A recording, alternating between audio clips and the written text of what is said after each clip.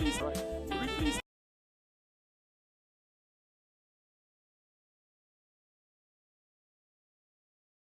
a cup of Ugandan coffee, not any other coffee.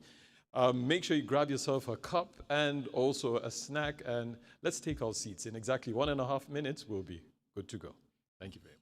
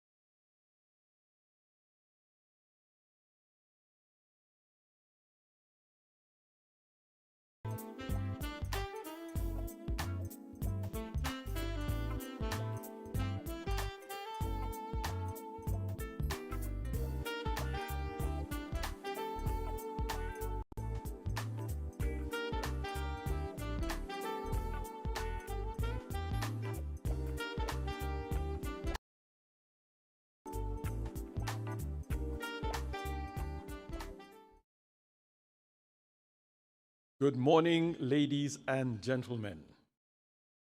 Once again, good morning. At least I've heard from this side. Good morning from this side. Ladies and gentlemen, good morning. First of all, I've got one announcement. I have a phone here with me. There's somebody who left it behind there. For you to access the phone, you're going to have to give me the password. That's the only way you'll get it. But in case you've left your phone, please come and get it from me. My name is Peter Igaga. I will be your moderator for this session, and I want to warmly welcome you on behalf of the National Social Security Fund to this 12th annual members meeting. Please clap for yourselves. As members, you're doing great. We are live on NTV and also on NBS, and we are streaming live too. So this meeting is also being attended by a number of people virtually, and that's what the new world is about. Now, for those who are watching on TV, I want to encourage you to register. Go and register and also log in, because that way, when you register, you'll get a few extra goodies. It's not just about watching what's happening here.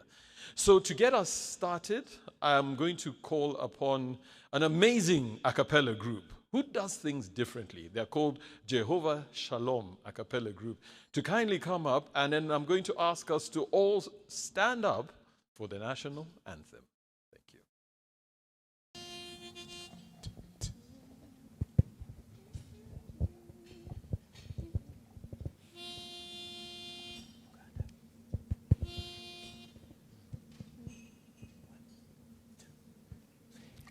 Oh, Uganda, may God uphold thee. We lay our future in thy hands. United, free, for liberty, together we'll always stand.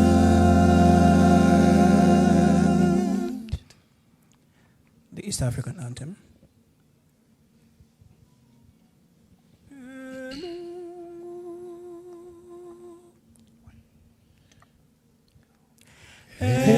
Mungu twaomba tuilinde Jumuiya Afrika Mashariki, tuwezeshe kuishi kwa amani, tutimize na malengo yetu.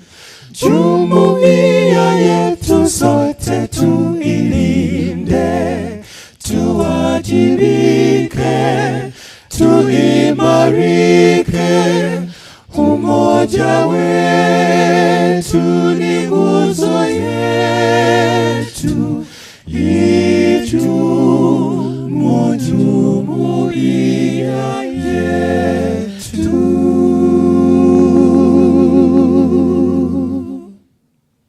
Thank you.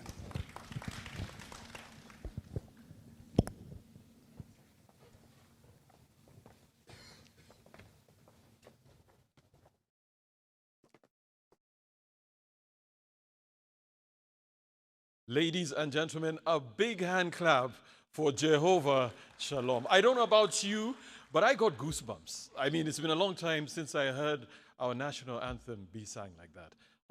I saw the Honorable Minister smiling when they were singing. It was good, right? Yeah. So ladies and gentlemen, let's jump straight into the meat of this. One of the reasons why I believe singing the East African anthem is a very important thing, it's because NSSF Uganda is literally the best performing pension scheme in the region.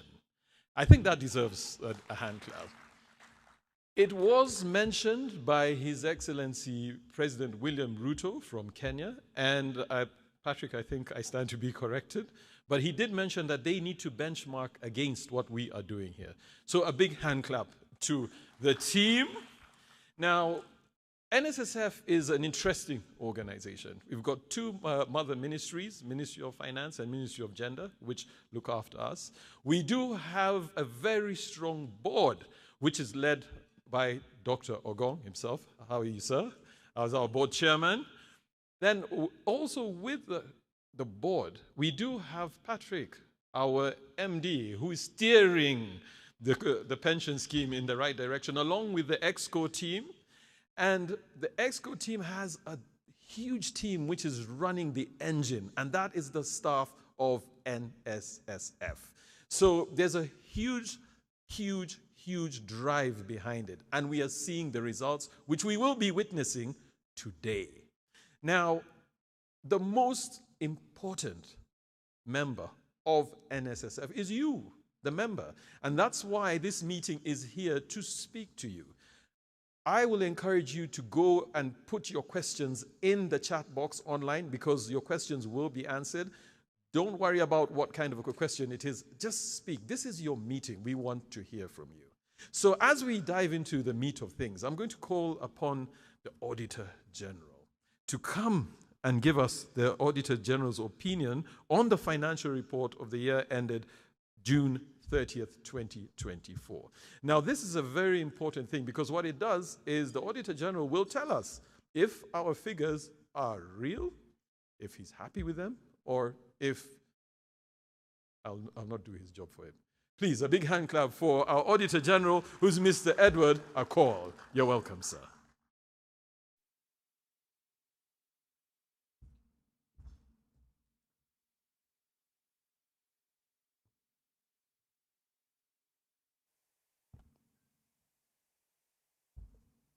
The Honorable Minister, the Board of NSSF, ladies and gentlemen, I present here the report of the Auditor General of the NSSF for the financial year ended 30th June 2024.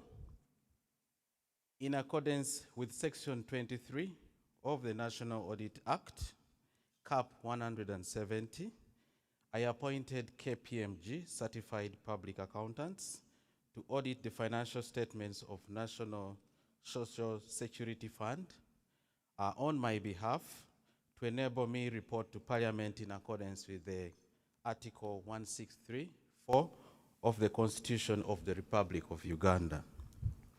Opinion.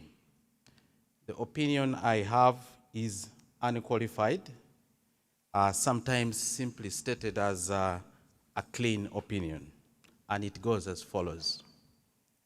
I have audited the financial statements of NSSF set out on pages 13 to 98, which comprise of the statement of net assets as at 30th June 2024, and the statement of changes in net assets available for benefits, statement of changes in fund reserves, and statement of cash flows for the year then ended, and notes to the financial statements, including material accounting policies. In my opinion, the financial statements present a true and fair view of the financial position of the fund as at 30th June 2024, and of its financial performance and its cash flows for the year then ended in accordance with the International Financial Reporting Standards and in a manner required by NSSF Act, Cap 230 of the laws of Uganda. Signed, Edward Akol, Auditor General.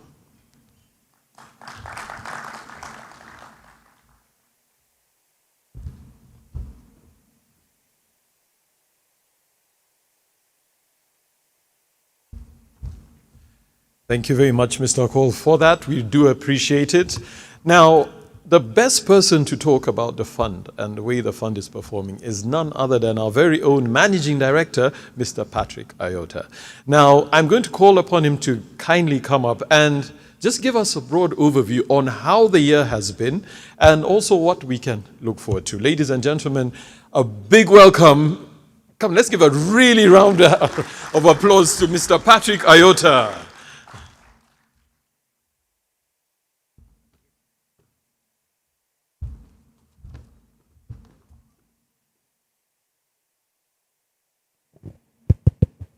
Good morning. Good morning. I go back to my old story. I used to be a primary school teacher.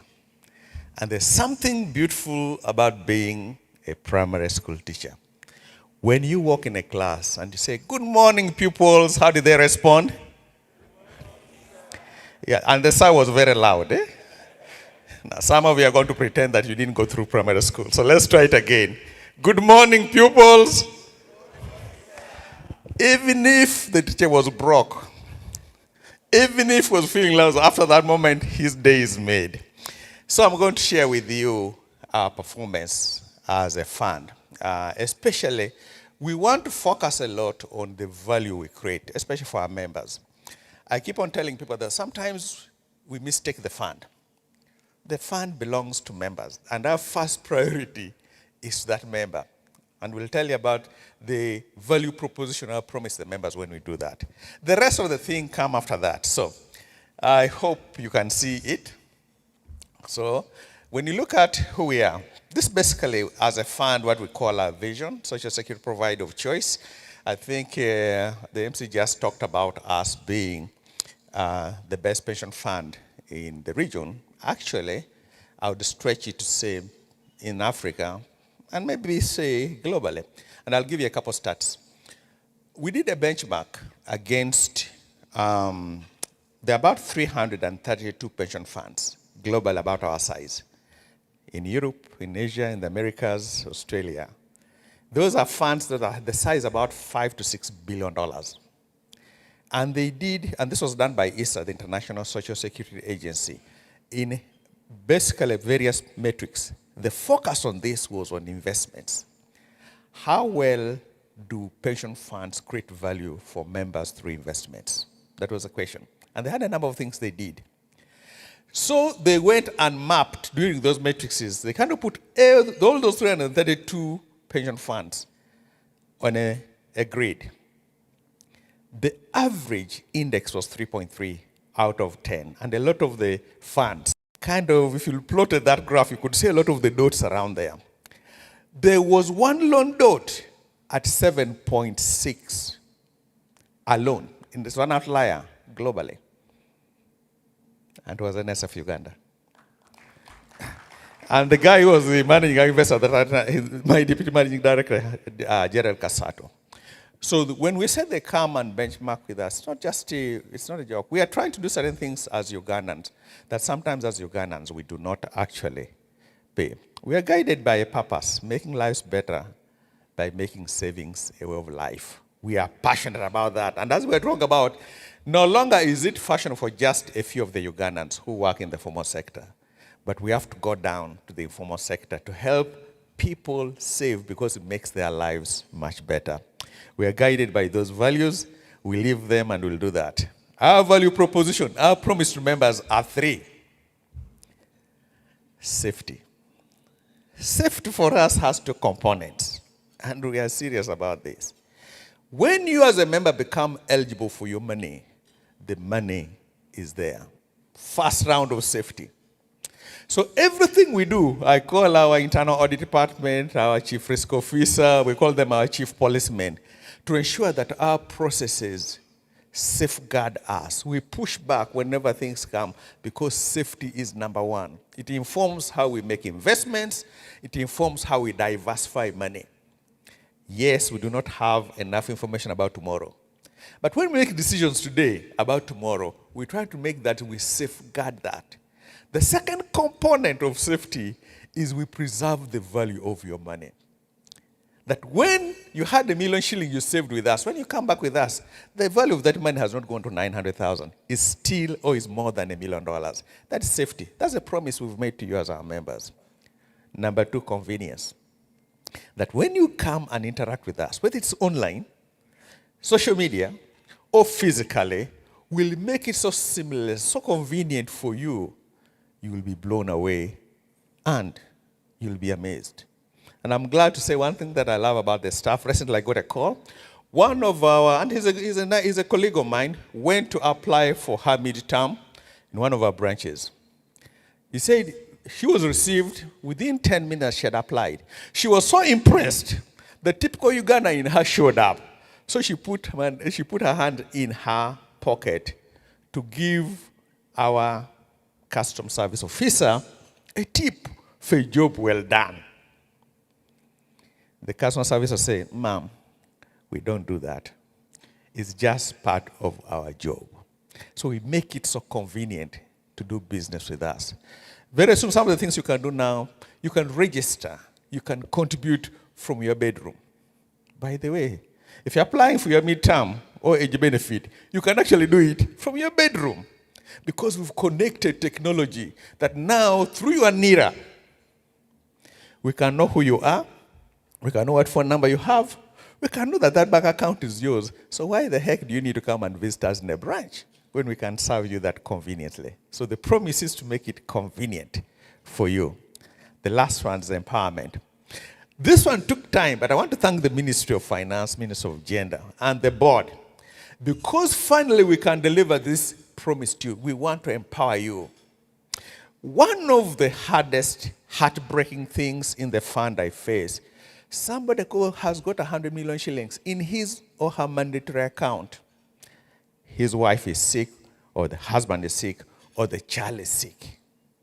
but she cannot touch that money because that money has rules around it that were prescribed by Parliament. We can't become lawful or illegal by breaking into it. So Parliament, in its wisdom, 2 years ago, opened up for voluntary savings, that you can begin to plan for that day, for education, for housing, for illness. Save a little more than what you're saving now, so that when that event comes, you are empowered to tap into it. And the voluntary program is going to be a major big of this, so that we can deliver on all those three propositions. We set up a target back in 2015 that by 2025 June, would have a staff satisfaction rate of 95%. And I'll tell you why that is critical. Our process will be so efficient that we're able to pay your benefits, especially the age benefit, within 1 year. Sorry, within 1 day. If we overlay a good staff service on good processes, you as our member will be awed 95%. By then, we set a target of 20 trillion shillings that would hit 20 trillion shillings by June 2025. How are we doing? So you see, our business model is simple. We collect from you, invest from you, we use a little bit of it for our overhead, then we give the rest to you. And that's actually why we are here today, to see how much of that have we kept as a promise. So this is us on a glance, 2.3 million members. We have about 98,000 employers registered with us. But guess what? Only about 26,000 are actually active with us. There are a number of reasons why. Some people just come and register because they need to have that certificate from us so they can apply for a contract. After the contract, they disappear. We've got about 17 branches. We've got about 605 staff. And that number, 605 staff in the fund, I'll tell you something. If you compare it to the region, NSSF Kenya, we're about a $6 billion fund. NSSF Kenya today is about $3.8 billion. It has got 1,200 staff, has double the staff we have. NSSF Tanzania is about, I think, 1.5 billion, 2.3 billion. They have about 2,000 staff. Why does that matter? Because it means that there's something called efficiency we'll talk about. What's our impact on the economy? Right now, the fund is about 11% of GDP. Long-term savings, 22.13 trillion. We have invested about 1.53 million in the local companies. We have about 11.1 trillion shillings in government. About 24% of government debt is actually by NSSF. Why is that important? It means that instead of the government going and borrowing a lot of all the money, 100%, at least we Ugandans can support our government by lending to them. And I know some people get so scared. How can you lend this government money? Let me give you some good news. It's the safest place to place money. A government bond is the safest place to buy money. What's amazing with East Africa is, not only is it the safest, but now they're giving us very good returns. So the combination of both doesn't beat anything in that area. And we have about 1.54 trillion shillings in real estate. Interestingly enough, when you look at Pension Tower, look at Luboa land, look at Simbe land, look at all the properties we have, which are the most visible part of the fund, it's only 8% of the fund. We get the most trouble and most noise from that. If you look at our operating environment, something happened. Let's just look at some of this that has happened in the process. Our economy grew by 6% during the year. By the way, globally, one of the fastest growing within this region, which we really thank the Minister of Finance for, because the next slide tells you some of the things that they've done. This is the inflation rate. I don't know why this is. This is inflation rate. Okay. I know the PSS is here. I think this is something we should be very proud of, you guys, within the region. You've got that our inflation, even after COVID, has been tamed within the region. The reason why that matters, because you'll see the impact on it on our currency. That during this very time, you can predict our pricing because inflation has been tamed. And the central bank has done an amazing job. You get the guys who watch it. And the implication for us has been amazing. When you look at our yields across Uganda, Kenya, Tanzania, where we've got interest rates from bonds are high, and they've been risen, which means the strategy of us investing in bonds, most of us putting it in bonds, makes sense. you buy a 20-year bond, you know that you've got money guaranteed for the next 20 years at a certain level. I don't know why this is not working properly. It's okay. It keeps on going back. All right, the stock market also recovered. And if you look at that, that has recovered. I want to talk a little bit about this slide. For some of you who may not know something about it, Uganda doesn't have currency controls at all. We're not like some of our neighboring countries where they were trying to prop the dollar artificially. On a day-to-day basis, you can look at your shilling and you say, but my shilling is fluctuating so much. But when you look at the long-term view, so yesterday we did this graph. This graph basically runs from October, end of October 2019, no, beginning of October 2019 to yesterday. That's a 5-year period. If you plug the exchange rate between the Uganda shillings and the US dollars, over that 5-year period, the Uganda shilling has only depreciated by 0.31%. You may not believe it, but that's the data. It means if you had 1 million shillings in 2019, that 1 million shillings in 2024, September the 25th, almost held its value. Now, some people make a mistake, say, nah, the Uganda shilling is very weak. Why? Because I need 3,700 shillings to buy $1. Well, my friends, the Rwandese franc, you need 1,362 Rwandese franc to buy $1. Therefore, the economic conclusion is the Rwandese franc is stronger than the Uganda franc. Or the Rwandese economy is stronger than the Uganda economy. Let me give you two things. That's a fallacy, an economic fallacy that people reason out. And I want to tell you this so that you can have a bit. The number of digits in your exchange rate has nothing to do with the strength of your currency. Has nothing to do with the strength of your economy. That's the reality. Example. The exchange rate between the US dollar and the British pound today, you need $1.33 US dollars to buy 1 British pound. Who of you can conclude that the British economy is stronger than the American economy? You need 2 shillings and 74 Uganda shillings to buy 1 Rwandese franc this morning. Can you conclude that the Rwanda economy is stronger than the Uganda economy? And I'm trying to relate to this. So forget about the number of digits in our exchange rate. It has nothing to do with the economy or the strength of the economy. What you want to do is to follow the trend in that area. Now let's look. This is Uganda shilling. It has held its value. By the way, the truth of the matter is, this is what it shows. If you had $10,000 in 2019, and so I'm going to put this $10,000 in the US, I'm going to buy the safest US asset, 5-year US Treasury bond. The interest rate in the US for a 5-year bond is 2.62%. That was the rate then. It means by yesterday, when you had got your dollars and the interest you had got, you would have got back, in interest earnings, you would have got $1,310. Total return to you would have been your principal of $10,000 plus the $1,310, which basically would give you would have $11,300.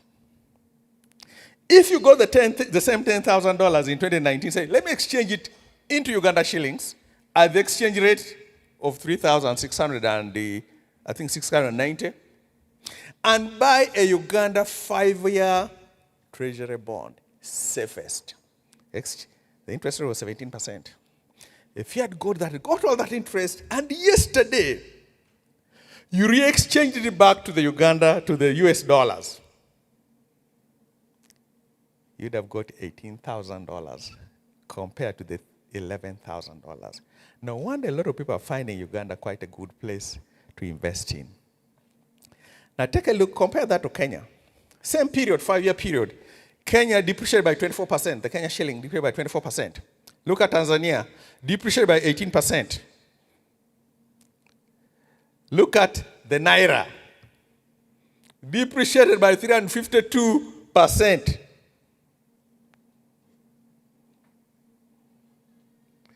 Look at the South African rand, Same period, depreciated by 13.4%. It tells you that in this region, the Uganda shilling has held. It preserves value. And why is that important? Let me just show you something that has happened over the last couple of years. It tells us that actually our shilling is stable.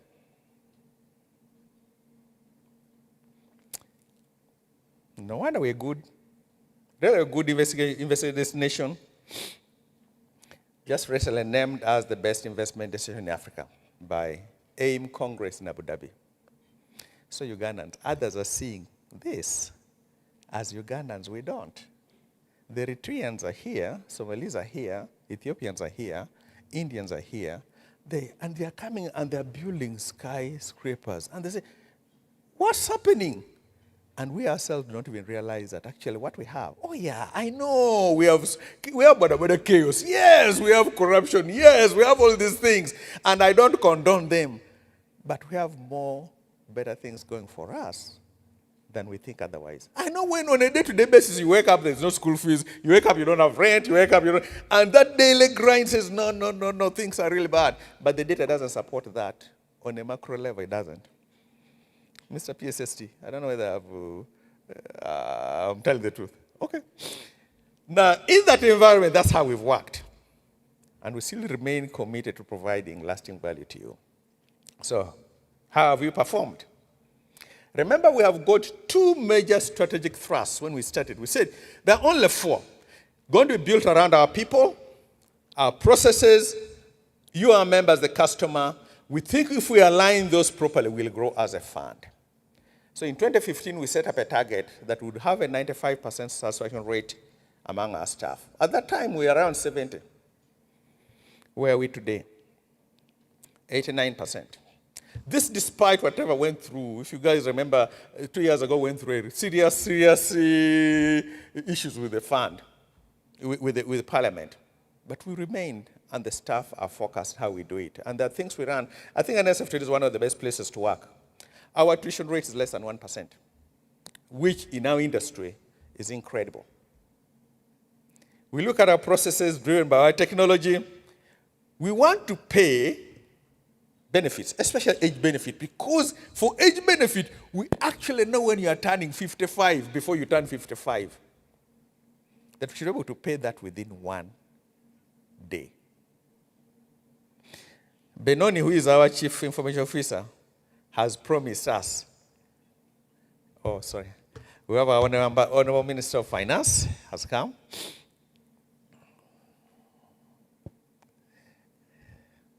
Honorable Kasaija, you're very welcome. Yes, sir.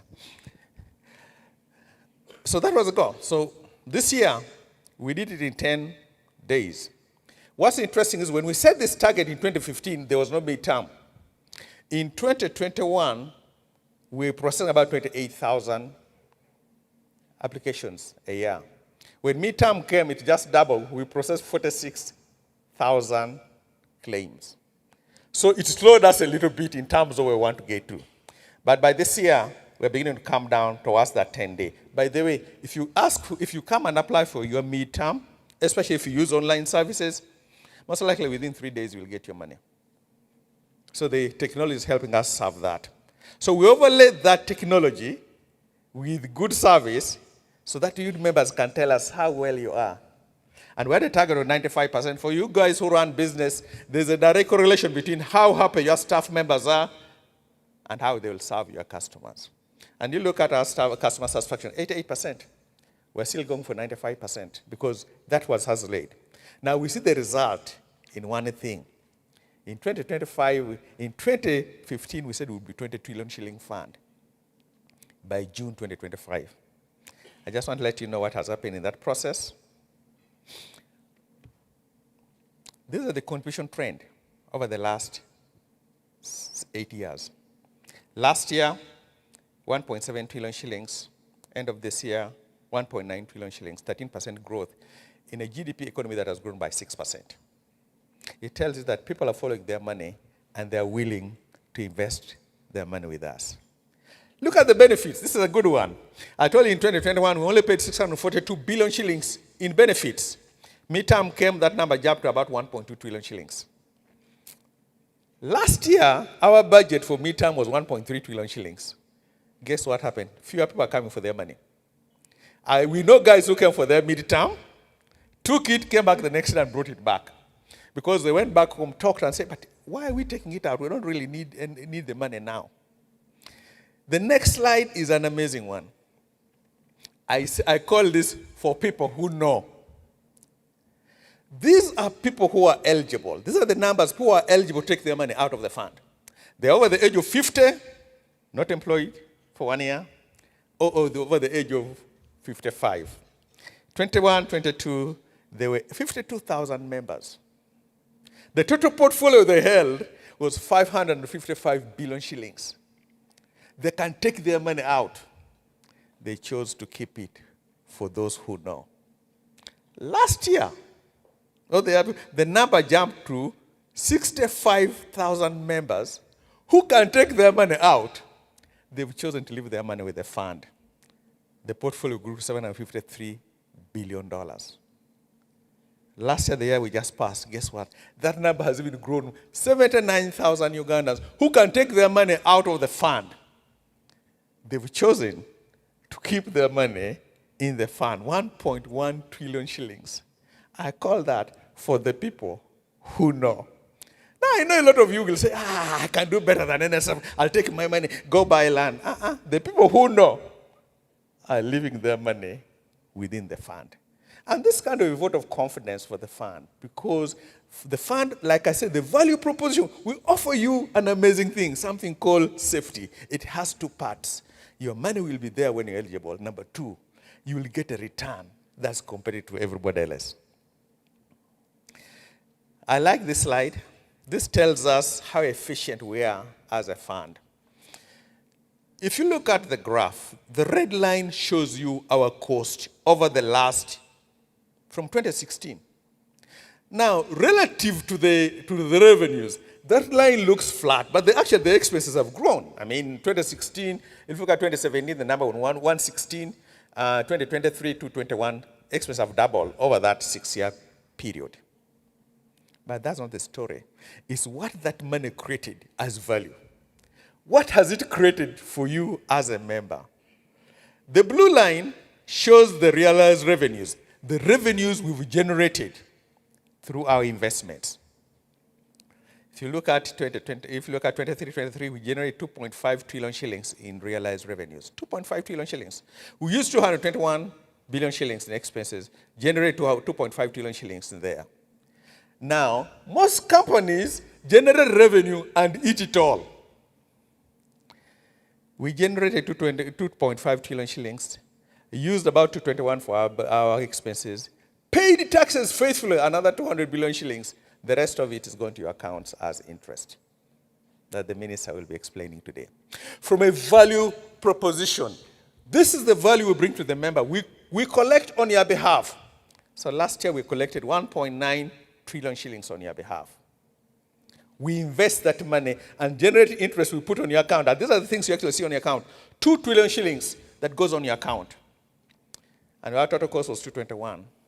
It means that for each shilling we used in expenses, we generated 18 shillings in value. Let me put it the other way. It's like, the best way I can put it, think about this. At the beginning of the year, you told me, Patrick, here is 10 million shillings. You go farm my land. At the end of the year, bring me my value. So I took your 10 million shillings, went, worked it, and sorted it out. At the end of the year, I brought you 180 million shillings. That's the value. If you compare that number with our neighbors, Kenya, the number is 8. NSSF Tanzania, the number is 5. And you ask yourself, why is that an NSSF employee generates 18 times value than their counterparts in Kenya and Tanzania? And by the way, it kind of breaks a myth. We think Kenyans are more hardworking than we are, they are more smarter than... No! If we are just disciplined and focused, we can actually change this country because we can actually deliver it, because NSSF shows we can actually do it. Across the region, there are no comparatives in terms of just creating value for the members. What motivates that staff member in NSSF to give you the best service, to make sure they collect? What motivates that is the value we generate in that process. Even globally, when you look at something, banks, there's a measure used for banks, cost income ratio. That's how much of each shilling they collect in revenues that they spend in expenses. We want to compare ourselves to the bank. So if you're a bank, I'm not trying to do that, but you're the closest thing I can compare ourselves to. The average in Uganda is 60%. In other words, for each 100 shillings they collect in revenues, they spend 60%, 60 cents in expenses. NSSF Uganda, last year, for 100 shillings we collected in revenues, we spent 8 shillings in revenues. We spent 8 shillings in expenses. If you compare across the globe, that number is amazingly low. Globally, pension funds are measured by what's called cost of administration. Take all your expenses divided by your asset base. For funds our size, that number is 2.2%. Kenya, NSSF Tanzania is 2.7%. NSSF Tanzania is 3.5%. This year, NSSF Uganda, we hit 1%. And our goal is to bring that number lower than 1%. And that's just a measure of the efficiencies. And I keep on saying this, we breathe the same air, we walk the same streets. Ugandans, we can all work together and make this country much better because it's in us. NSSF Uganda is managed, directed, led, all the board members, the ministers, the MD, EXCO, go down the road. We are all Ugandans. So don't stop beating on Ugandans. We are lazy. We are all corrupt. No, we are not all corrupt. No, we are not all lazy. We can do better. Because the numbers do suggest and give that to us. Here's value accrue. Are we keeping our promise? Remember, we want to preserve your money. If you look at the green bar, that's our 10-year average inflation. Last year it was 4.2. The actual inflation rate last year was 3.9. The minister is going to announce an interest rate. I'm hoping it's above the 4.2% because that's our promise to you in terms of what we do. If you look at the past history, we've actually made that promise that we've preserved your value and increased the value of your savings with us. And this is what I was talking about, 20 assets. If you look at it, last year, ended the year at 18.6 trillion. This year, 22.13 trillion shillings. That's a growth of almost 4 trillion shillings. 19% growth in an economy that grew by 9%. When we set up the target in 2015 that by June 2025 will be 20 trillion shillings, we did not know there was going to be COVID in the middle there. We did not know there was going to be midterm. We did not even know there would be a parliamentary inquiry. But members, we hit 20 trillion January this year, 2024. About 18 months ahead of target. And what you're seeing will end up 2025, the end of our strategic cycle, at around 24 trillion shillings. 4 trillion shillings better than what we had planned for. As we work, we are always minded about our own corporate citizenship. So whatever we do, we're not just spending money or investing money. In our mind, we have this thing about sustainability. It's our planet. We have to be protectors of our planet. We have to be protectors of our society. We have to do these things under the ESG principles. So I'll just run through a few things we are doing as we are carrying out our operations.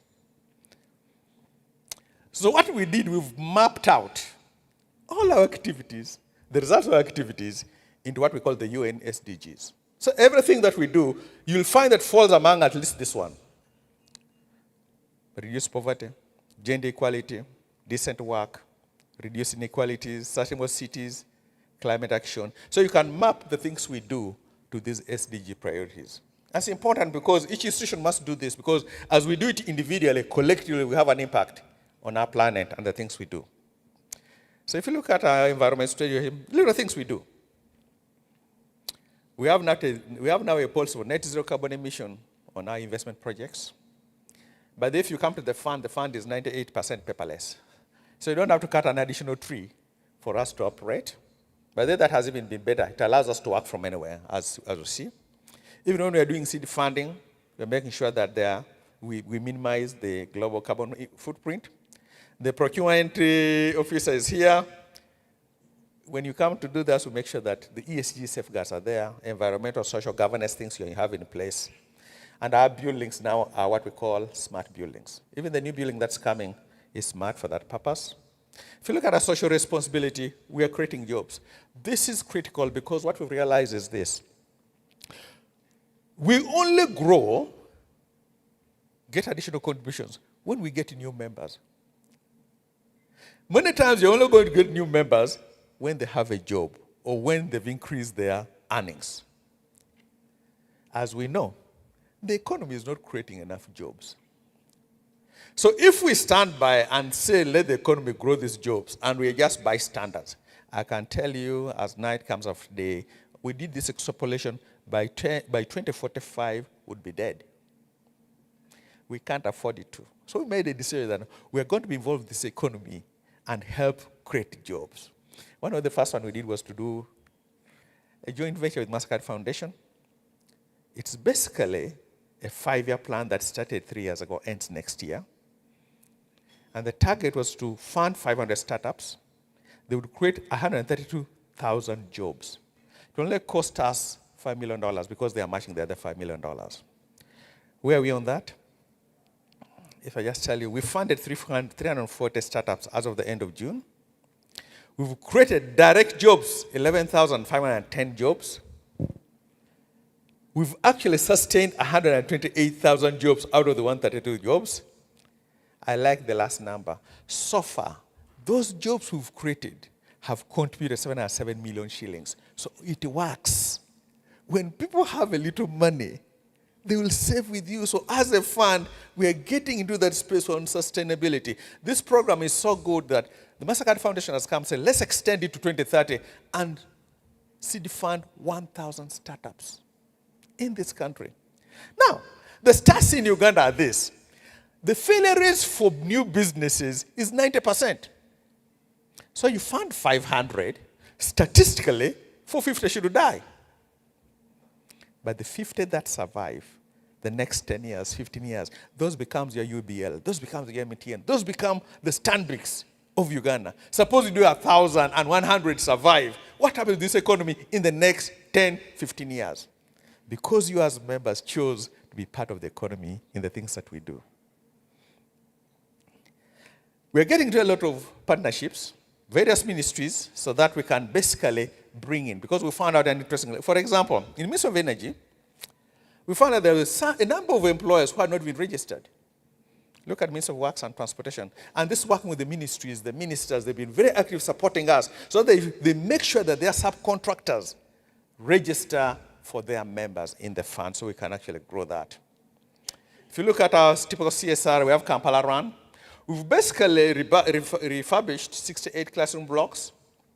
We have about 15,000 people who are benefiting every day. The stat that's amazing is this intervention has led to 12% increase in student enrollment and a 10% reduction in dropout rates.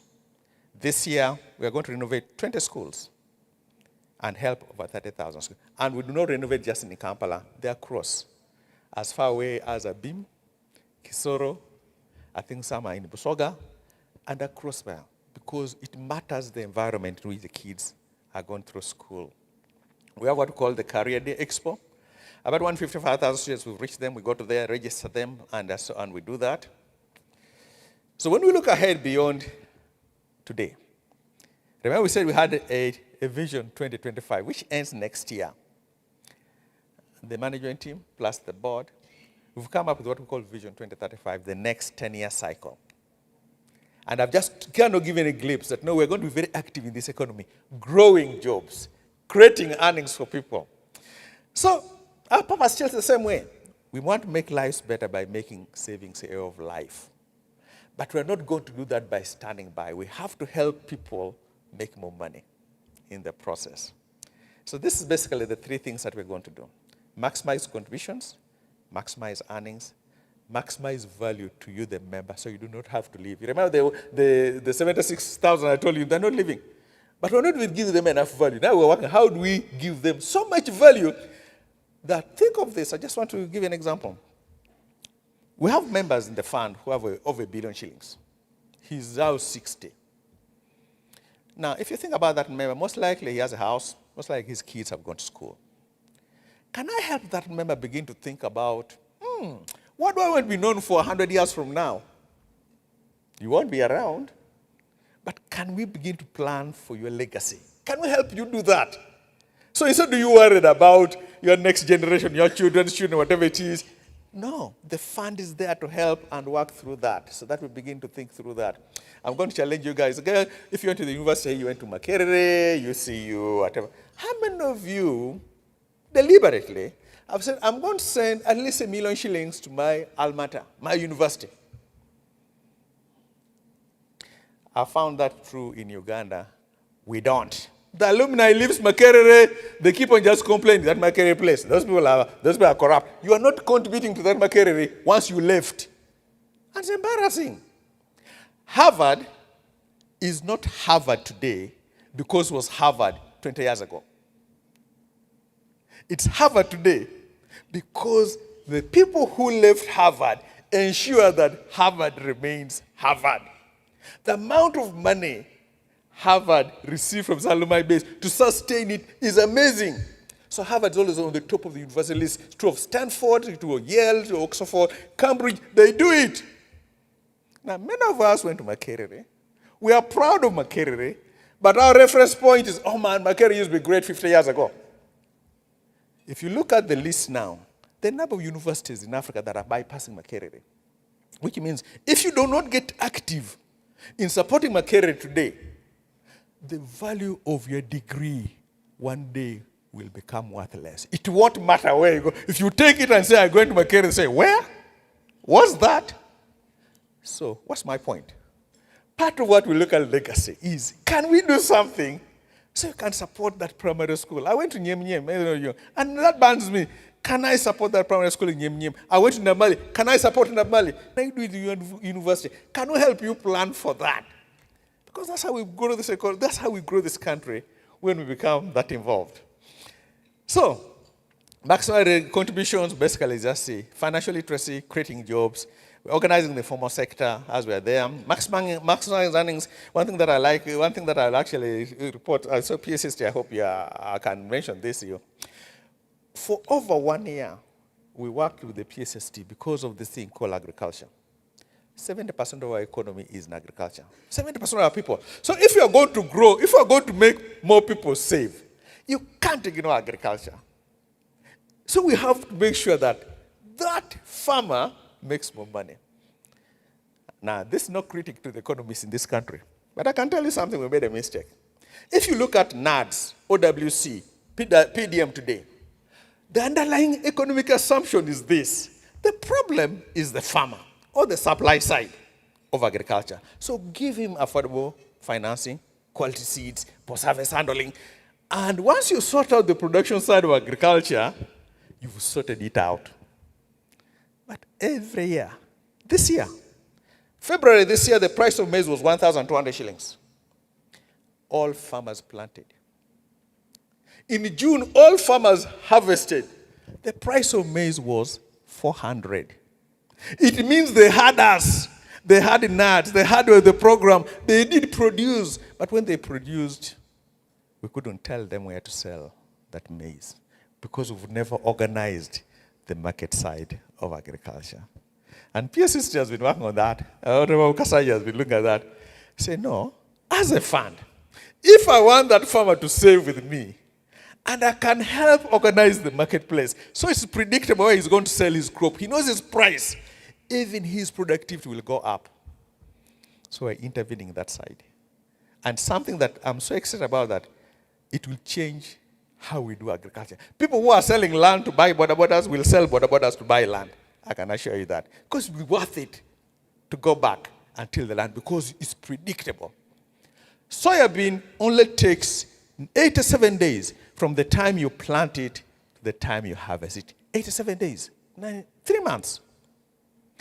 If you can increase productivity of soybean from the current 800 kgs per acre to 2,000 kgs per acre, even if you sold that soybean for 2,000 shillings a kilo, I can tell you something, you just improved your income from 1.6 million shillings to 4 million shillings in 90 days. Who will ride a border border? That guy will save with the fund. So we'll do all those things, public-private partnership. Honorable Minister, let me tell you something. The fund is here. We are looking at these opportunities, whether it's the Kampala-Jinja Expressway, Busega Expressway, Pig Expressway, the refinery.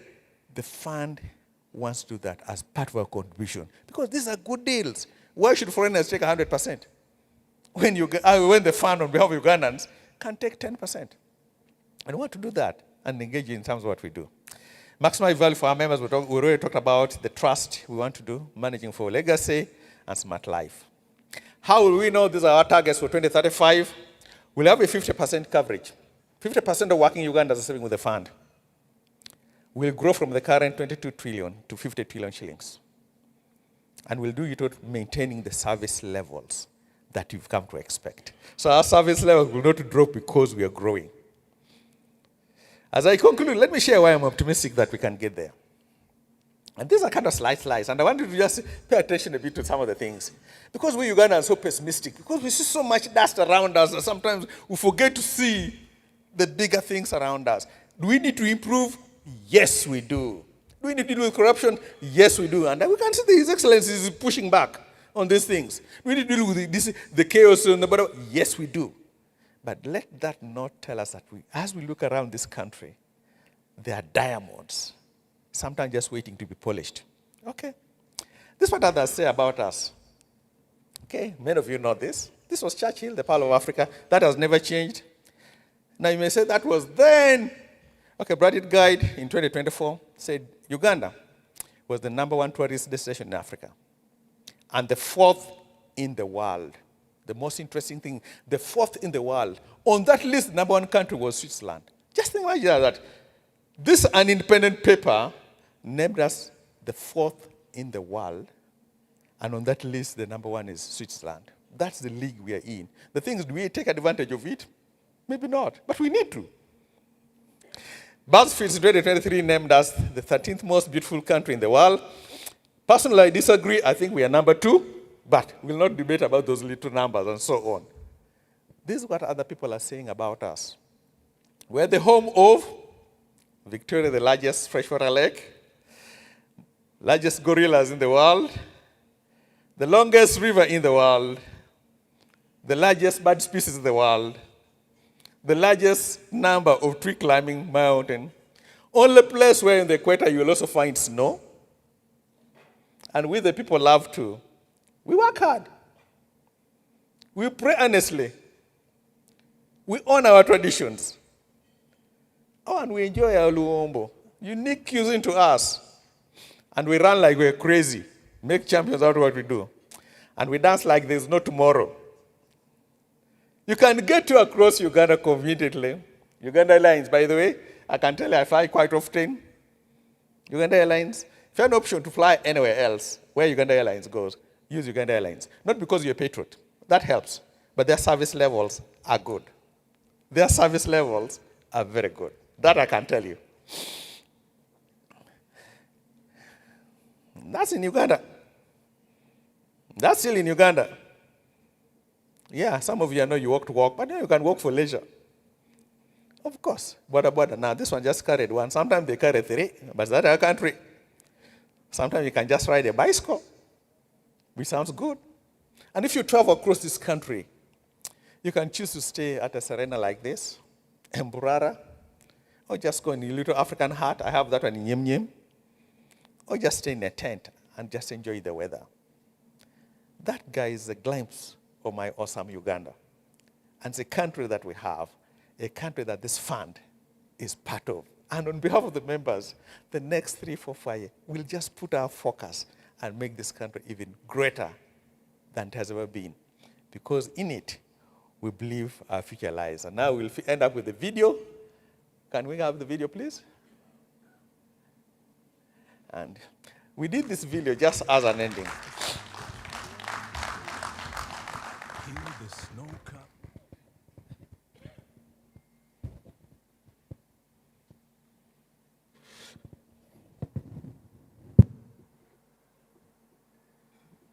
In the heart of Uganda, where the sun wraps the sky in warm and golden light. Here the snow-capped peaks meet the equator. Opportunities soar as high as our majestic mountains. The wild calls with the promise of adventure and discovery. And the waterfalls echo the endless possibilities flowing through our land. Beyond the stunning landscapes lies the true heartbeat of Uganda. It's in the vibrant, dynamic people. It's in our relentless drive to make lives better. Our hope in tomorrow's nation builders. It's in the rhythm of our dance. It's in our passion and every stride towards progress. In the moments that bind us, in the rich fusion of our cuisines, it's in our everyday hustle and in our grind. Striving to build a brighter, more prosperous future. Uganda, a land abundantly endowed with resources, brimming with opportunities waiting to be harnessed, where possibilities are vast as our landscapes, and the spirit of progress is unyielding. This is Uganda, a place we call home. Explore and invest, and unravel the pearl of Africa. Thank you very much. I hope that remains with you. You live here. This country has a lot to offer. And God has blessed us with it. Our job is when we are done on that last day, hopefully God looks at you and looks at me and say, well done, my son. Well done, my daughter. You did your part in unraveling the pearl. And on that behalf, I'd like to invite my chairman, Dr. Odong, to come and make a few remarks. Thank you very much.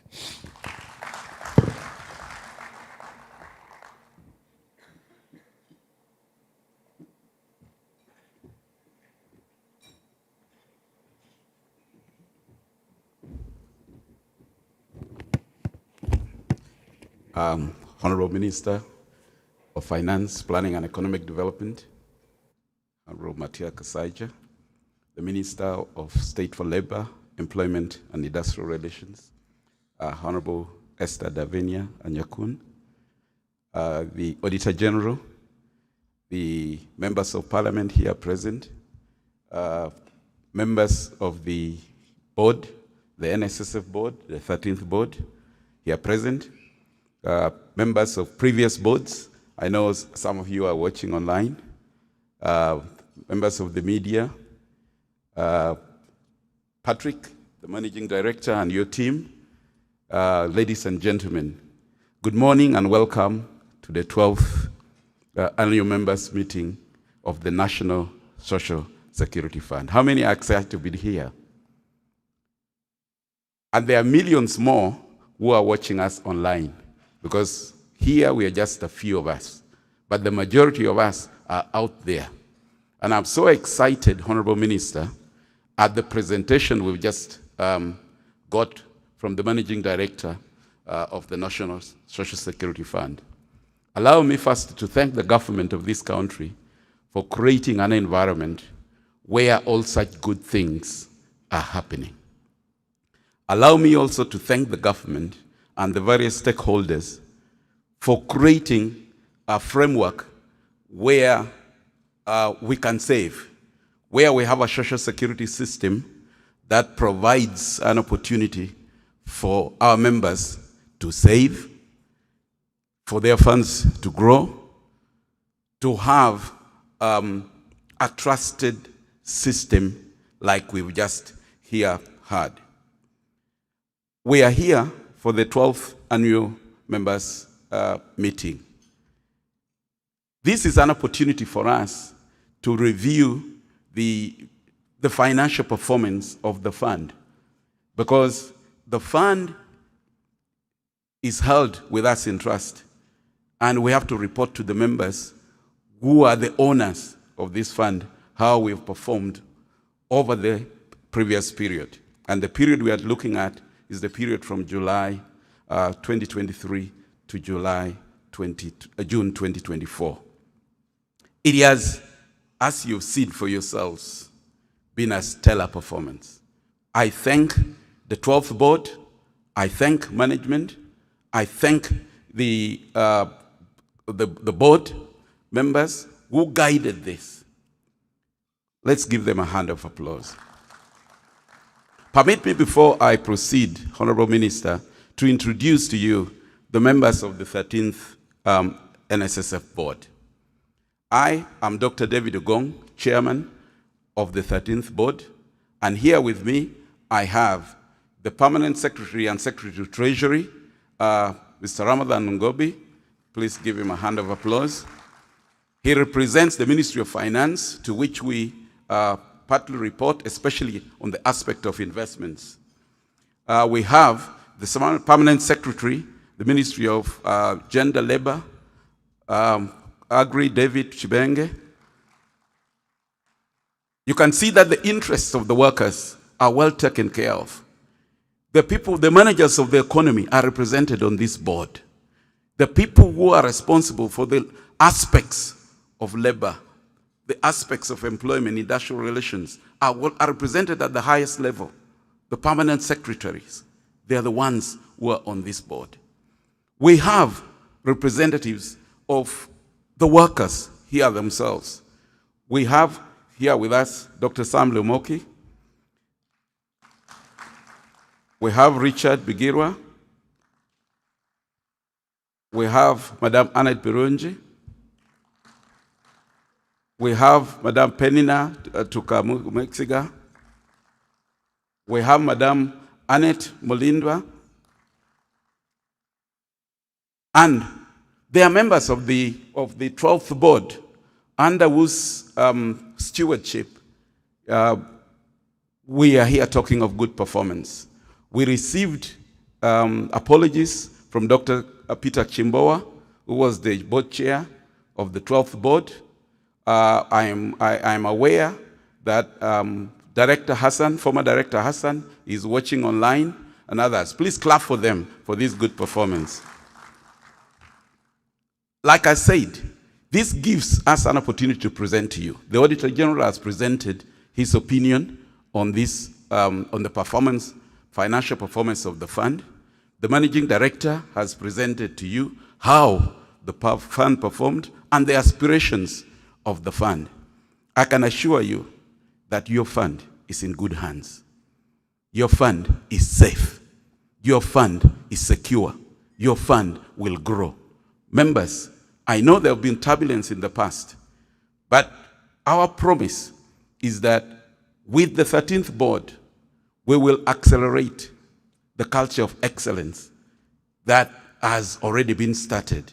And the performance you see today, we will ensure that it continues to grow higher and higher. The size of the fund will continue to grow. The coverage will grow to the 50% you're talking about and beyond. The satisfaction levels will perhaps even exceed the 95 that has been set. That is our promise to you as the stewards of this fund. It is a great opportunity to be given the responsibility of steering such a fund. And we don't take it lightly. I and my board don't take it lightly.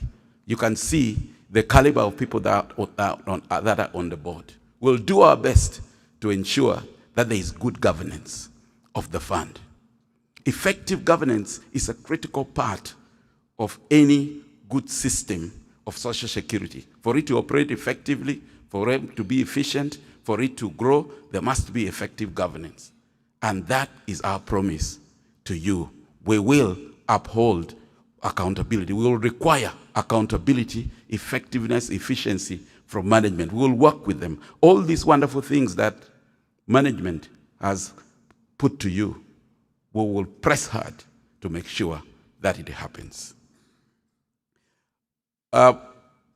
We, as the stewards, we commit to perform our fiduciary duty to the best of our ability under your able supervision, Honorable Minister of Finance.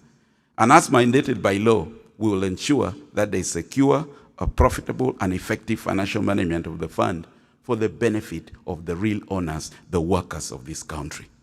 We are also excited that we've been given an opportunity to be part of this economy.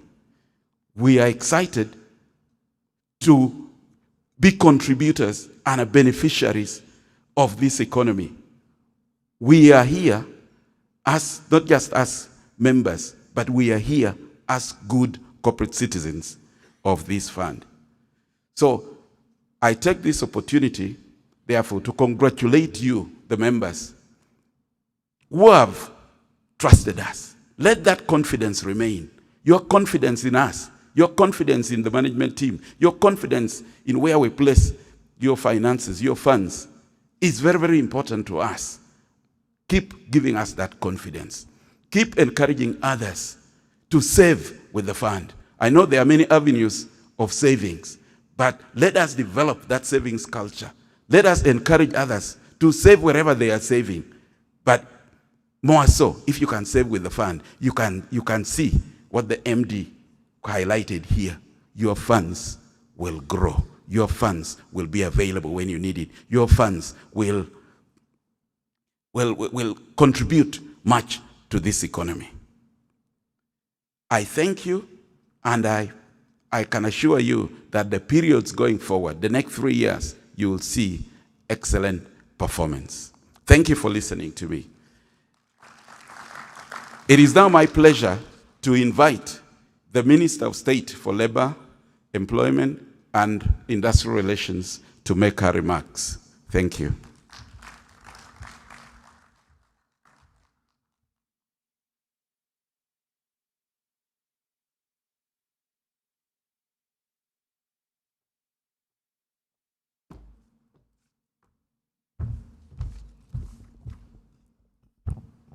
Thank you, Chairman.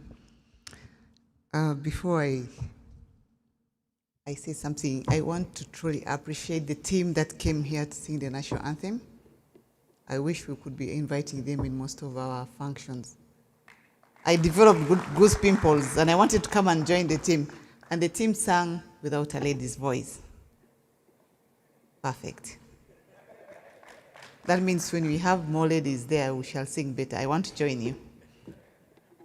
Honorable Minister of Finance, Planning and Economic Development, the Auditor General, my colleagues, members of Parliament who are here, the board chairman, the current and former members of the NSSF board, the managing director, the NSSF management teams, members of the media in the House, and members of the fund present, and those following online. Good morning. It's my pleasure to preside over this annual meeting of the National Social Security Fund. I would like to extend my appreciation to the chairman of the 12th board and also the members of the board who are here and the management for steering the fund over the last financial years. I thank the members of the staff of the fund across the country for their diligently serving and also delivering such impressive results. I'm pleased to note that the significant improvement and the performance of the fund across the key performing indicators. The growth of the fund to a tune of Uganda shillings 22.13 trillion. The increase in the contribution and membership demonstrates stability, progress, and a trust in the fund, all the prerequisites for sustainable social security providers and the social security sector at large. As a member or a minister in charge of social security, I'm particularly interested in the strategies to increase the coverage and also give that legal obstacle limiting the eligibility threshold of the 5 employees who were revoked. The NSSF Act, Cap 230, now enables the fund to recruit employees from the informal sector, the self-employed, and the public sector voluntarily. I'm therefore glad to note the fund has instituted strategies to increase the coverage from 11% to 50% of the working population by 2035. Additionally, as the fund has embarked on recruiting previous unserved sergeants, including the informal sector, agricultural sector, I look forward to seeing that progress of the fund, which will make this time next year.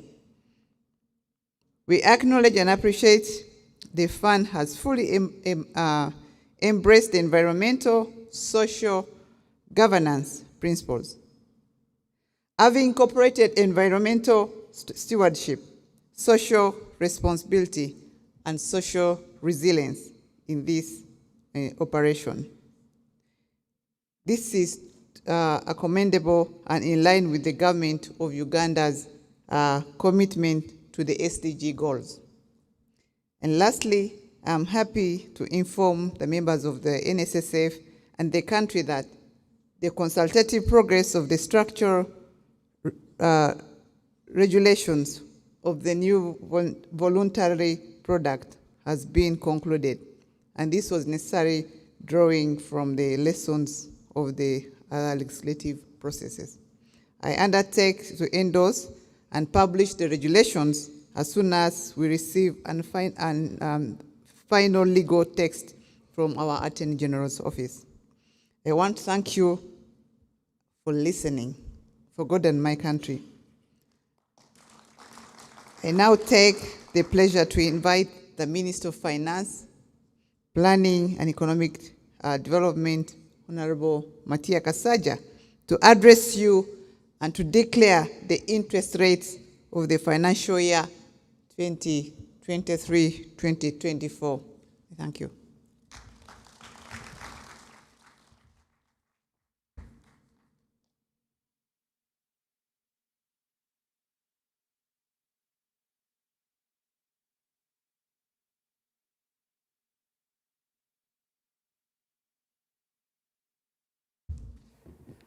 If you give us a few minutes, what we're going to do is we have to unveil the annual report. Normally, we do it here before it's then put online.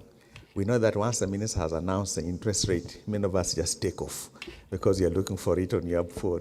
So let me invite the chairman, and the 2 ministers are here, and the board members, please, if you can come. Stephen, this is your part. Please come so that we can unveil the page of the annual report, and then the minister of Finance will make his remarks. Okay.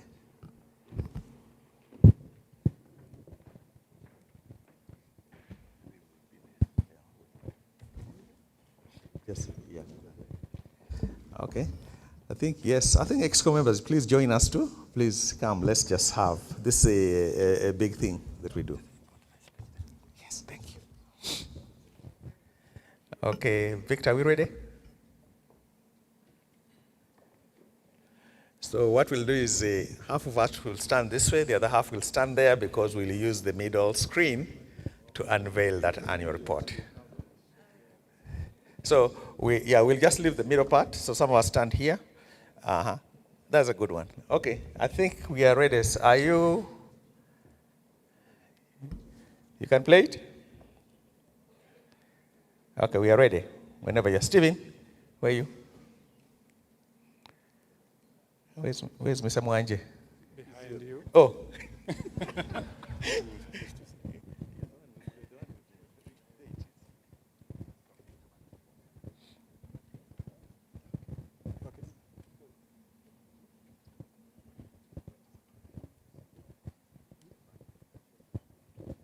Okay, thank you, Patrick. Just before the minister announces interest, we have to inform members that our report, the annual report, integrated report, is ready. Right now, it's on the NSSF website. You can access it right now. At the same time, we also have the ESG report, which has been made separately from the annual report. It is also ready. This is the cover. On the extreme right, the cover of our integrated report. Very, very good reading on how NSSF is dealing with ESG issues. And in the middle and the extreme left, those are the covers of our annual report. Thank you very much. Thank you. That was it. We just wanted to make sure that members online can see that this report is there. By the way, it's one of the best reports. We normally submit it to, there is a South African Governance Council that assesses how good reports are. We did 3 years ago. We're #1 in Sub-Saharan Africa. Thank you very much in terms of that. Thank you. Thank you very much. We can now turn over to the Honorable Minister of Finance. This one. Okay. No. This is yours.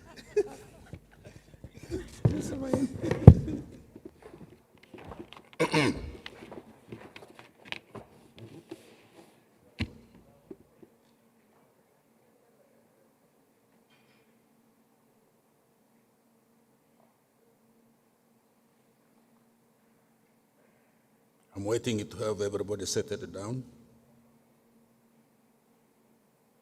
Very good. First of all, good morning. It's nice that you have come and have invited us also. The Minister of Gender and Labor and Social Development, being represented with my daughter here. The Auditor General, my fellow members of Parliament who are here, the NSSF Board Chairperson, current and former members of NSSF Board, the Managing Director, Patrick, I didn't know that you are such a powerful salesman. Where are you? This man is a wonderful salesman. I may recommend you to go somewhere to sell certain things.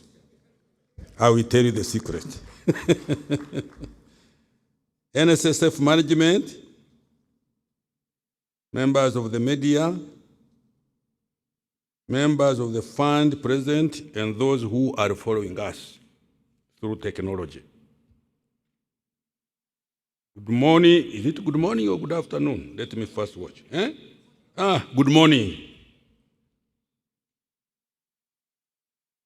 I would like to begin by extending my appreciation to the board and management for steering the fund in the right direction in the financial year 23-24.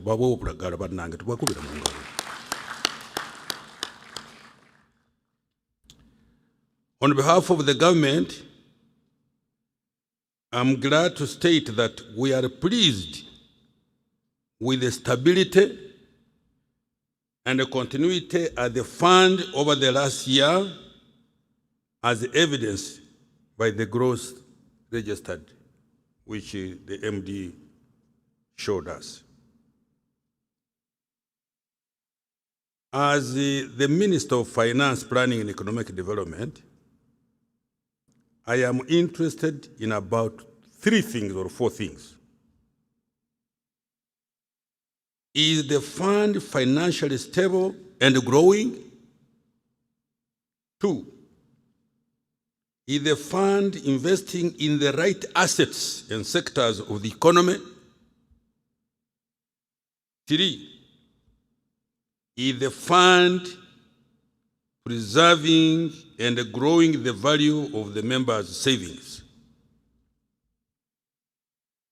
I will mention something which I should call number 4. Those who drafted this for me, please put number 4.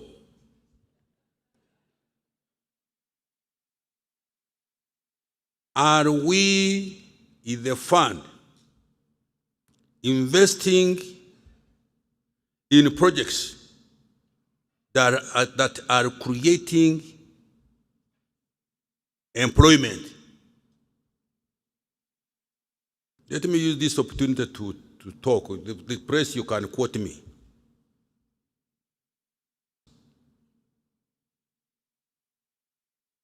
If we are not careful, people may say Kasaija is always pessimistic. The army of younger boys and girls who are coming on the labor market yearly, I think PSC, is it 1 million something? Is it 1 million something? It's 1 million something. We shall tell you later on when we get these figures. Because I'm really concerned myself. Those youth, not only in towns but even in rural areas, if we do not have a program of creating jobs to occupy them so that they can live a comfortable life, we may be building on sand. So I'm very pleased, Patrick, that you are investing in places where you said jobs are being created. Thank you very much.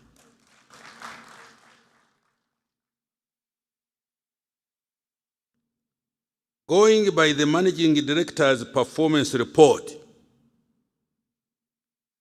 which is confirmed by the Auditor General's independent report, I'm extremely pleased that all the 3 questions have been answered in the affirmative. And I think even the 4th one, which I myself have put around.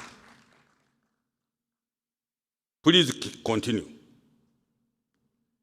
Remarks by the Minister of Finance, Planning and Economic Development. Sorry. The fund is indeed growing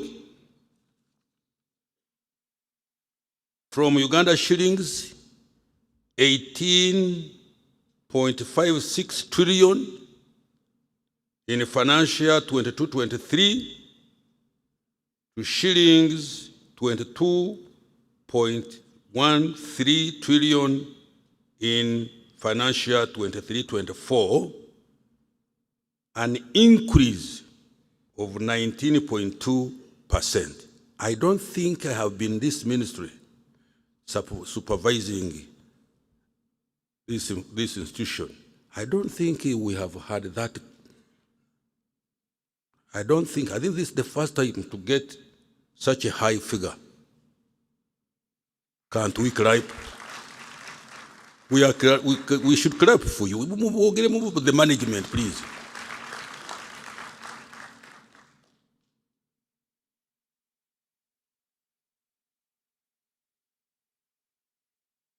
Let me repeat.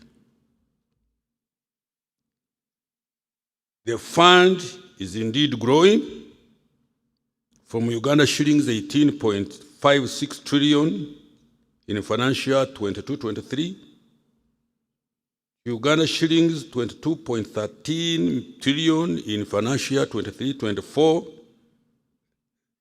registering an increase of 19.2%. The fund is investing in the right assets in fixed income, real estate, and equities. The delicate balance between risk and return is demonstrated by the concentration primarily in fixed income, 79.2%, which is by far the safest investment asset. The fund is preserving and growing the value of members' savings, having consistently paid more than 2% above the 10-year average rate of inflation for more than 10 years and counting. Furthermore, it's gratifying to note that the fund is engaging in real economy through funding startups and directly supporting agriculture. By doing so, it is creating its members and guaranteeing its future. Before I declare the new interest rate, I would like to pledge my ministry's support to the fund through timely decision-making, favorable policy, and ensuring an investor-friendly environment in which the fund can operate and thrive.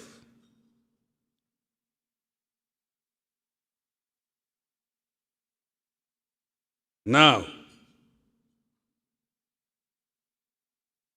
Patrick, where are you? Have you given me the figure? No, I want the figure now here. I'm going to announce.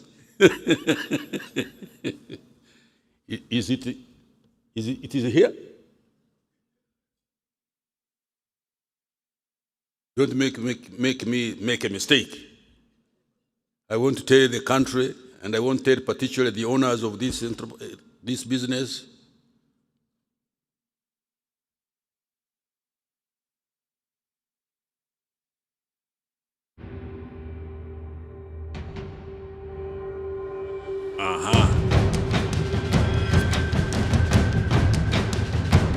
Now,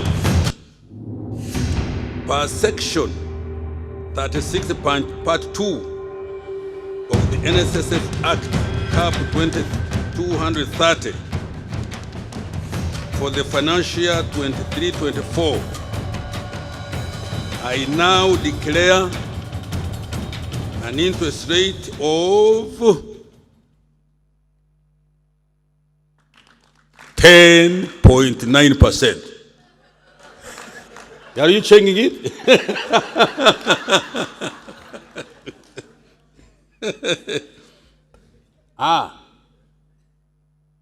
Oh, 11.5. You are misleading me, you people. Let me repeat now, please, the press. Don't forget about the other one. Now, per section 36, part 2 of the NSSF Act, Cap 230, for the financial year 23-24, I declare an interest rate of 11.5.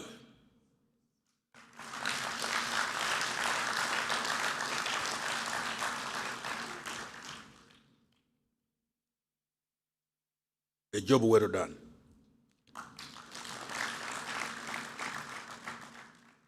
The interest rate I have just declared is above the 10-year average rate of inflation, currently at 4.2%, and the 23-24 inflation, which stood at 3.9%. If you heard when I was delivering the speech, the budget speech, these are the statistics which we mentioned.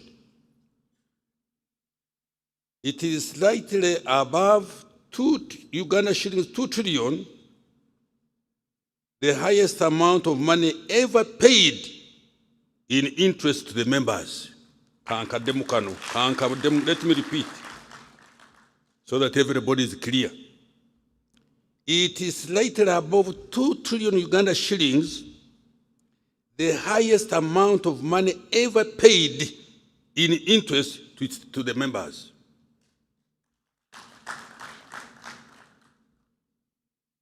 Per section 36, part 1 of the NSSF Act, the new interest will be calculated and credited on the balance outstanding on the members' accounts as at 1st July 2023.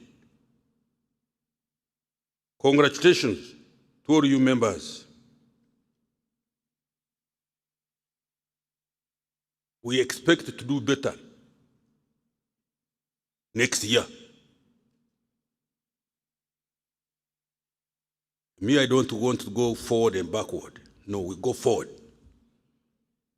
So Patrick and your team, really, very honestly, I really congratulate you. Thank you very much indeed.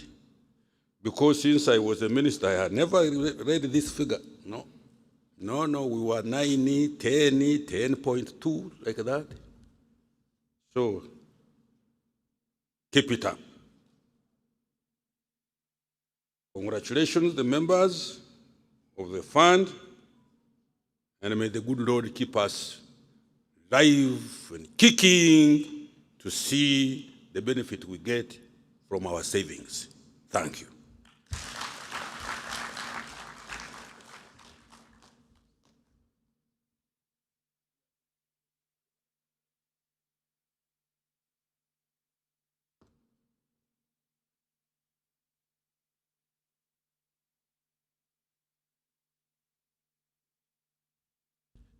Ladies and gentlemen, a big hand clap for the Honorable Minister of Finance, Honorable Mataya Kasaija.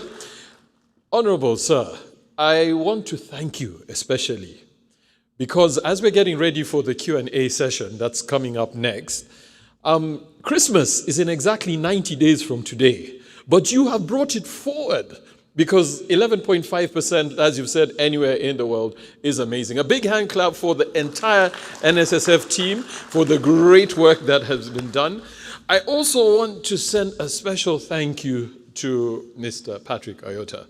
Sir, I have never felt more Ugandan than I felt today after your presentation. Thank you very, very much. And I do agree with the Honorable Minister, you really need to sell this country, because you have changed the mindset of very many people online. I've been seeing the comments that are coming in. There's a lot of excitement and a lot of energy towards that. So a big hand clap to Mr. Patrick Ayota. So now we're going to go into the Q&A session shortly. But as we do that, we are going to have our a cappella team to come up, and because the Honorable Minister, you need to see what they can do. They're just going to give us one tune so that you can hear them, and then we'll pick up from there.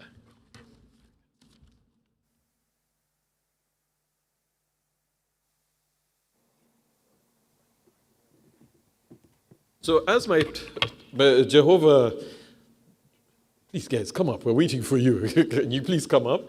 I'm going to ask the board to come up, especially led by the chair, to come up in front here for a photo opportunity with the Honorable Minister. So, please. Dr. Gong, leading you and the board, and the Honorable Minister. Yes, sir. You are the center of attraction. You've brought Christmas early. So, yes, it will be right down here.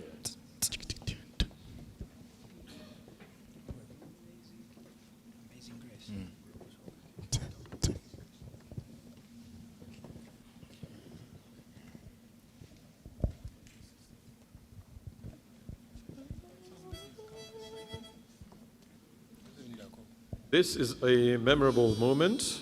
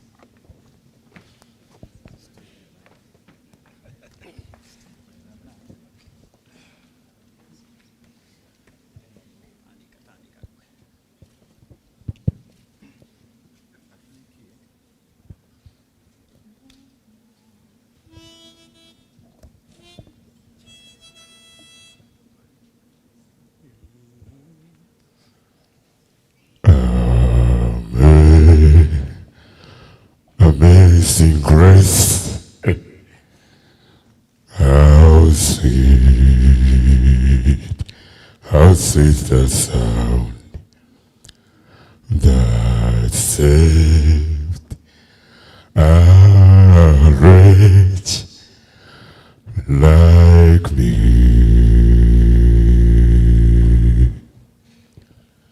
I was lost, but now I'm found.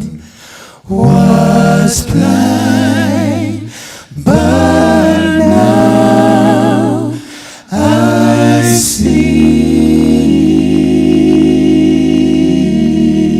What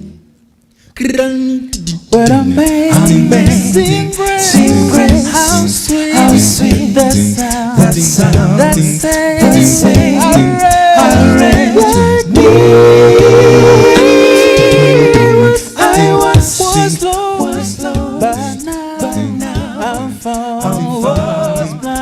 Was blind, but now I see. Well, amazing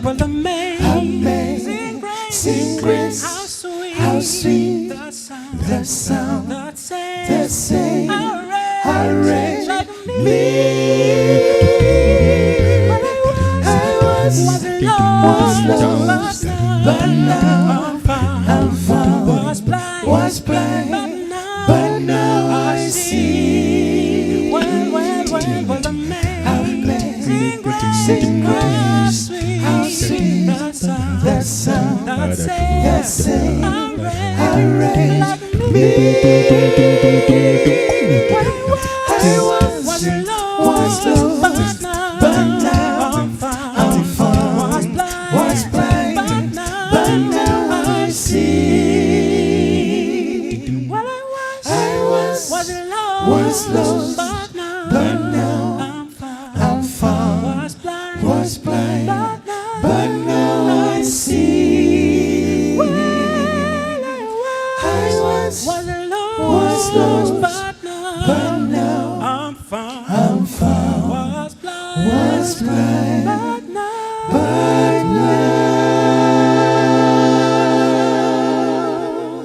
That's now.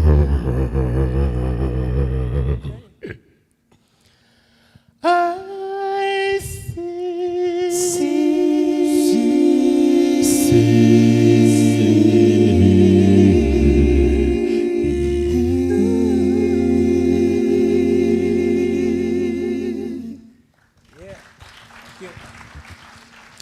Now the next song,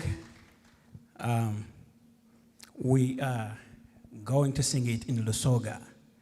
And we are just being grateful for the breath of life, for the amazing people here, for a beautiful day. And may God bless you as you listen and sing along. It's a very simple song. You will just find yourself singing along. Trust me.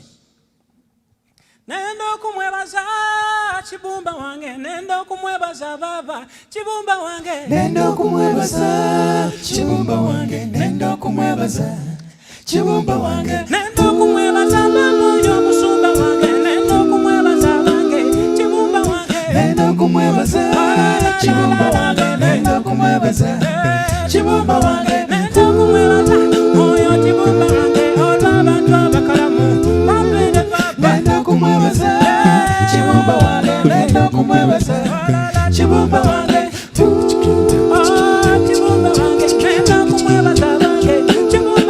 nendo kumwebaza wange chibumba wange, nendo kumwebaza chibumba wange, nendo kumwebaza chibumba wange, nendo kumwebaza moyo chibumba wange, aba mukazo musifu wambaire baba, nendo kumwebaza chibumba wange, nendo kumwebaza chibumba wange, nendo kumwebaza moyo chibumba wange, aba mukazo musifu wambaire baba, kumwebaza chibumba wange, nendo kumwebaza chibumba wange, mwekeze mwembere omusumba wange, olw'abantu abakalamu bambaire baba, nendo kumwebaza chibumba wange, nendo kumwebaza chibumba wange, mwekeze mwebaze omusumba wange, olw'ensi ennungi jambandoyo, nendo kumwebaza chibumba wange, nendo kumwebaza chibumba wange Ngenda okumwebaza olwa NSSF chibumba wange nenda okumwebaza chibumba wange nenda okumwebaza chibumba wange ngenda okumwebaza olwa NSSF chibumba wange nenda okumwebaza chibumba wange nenda okumwebaza chibumba wange.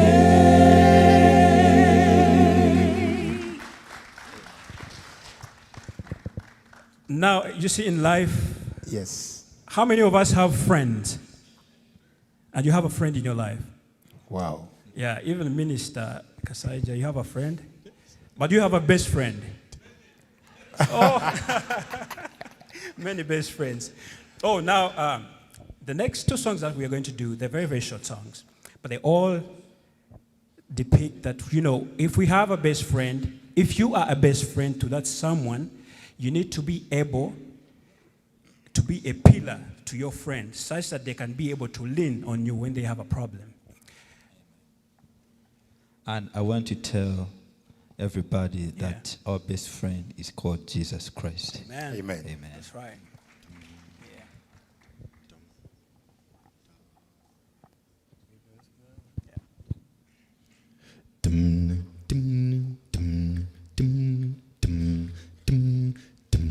You bless God on my finger. You brought life like I never known. You gave life to our children, and to me a reason to go on. And you're my bread when I'm hungry. Amen. You're my shelter from troubled winds. You're my anchor in life's ocean. But most of all, you're my best friend. You're my bread. You're my bread. You're my bread when I'm hungry. Amen. You're my shelter from troubled winds. You're my anchor in life's ocean. And but most of all, you're my best friend.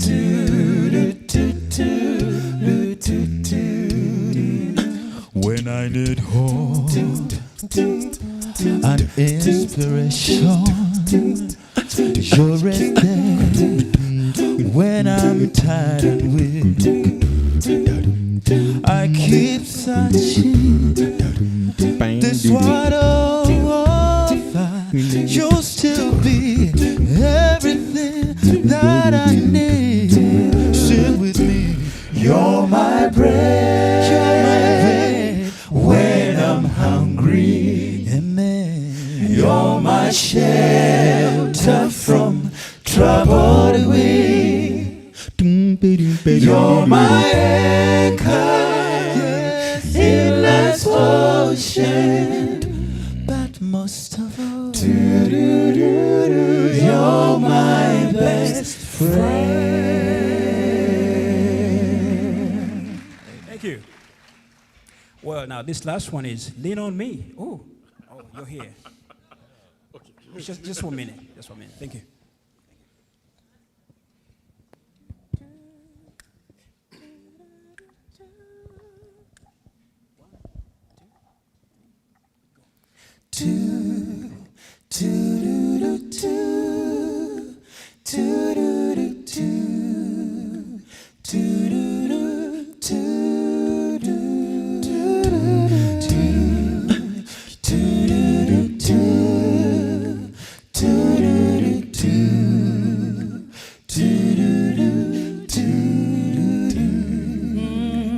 Sometimes in our lives we all have pain.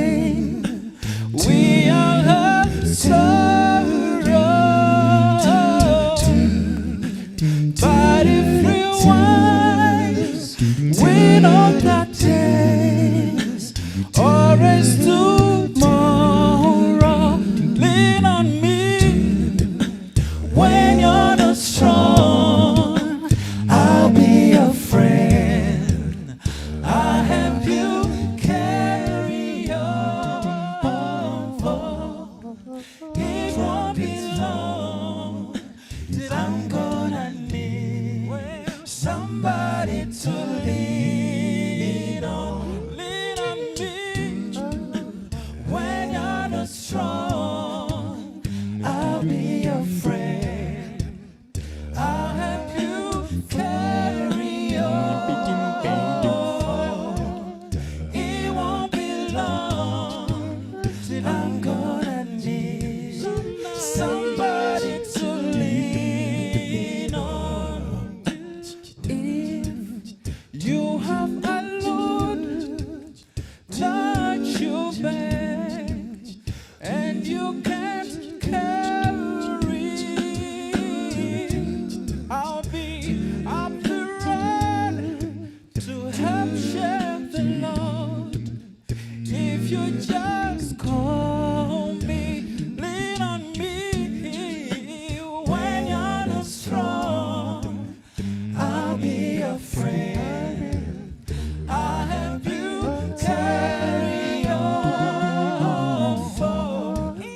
It won't be long till I'm gonna need somebody to lean on.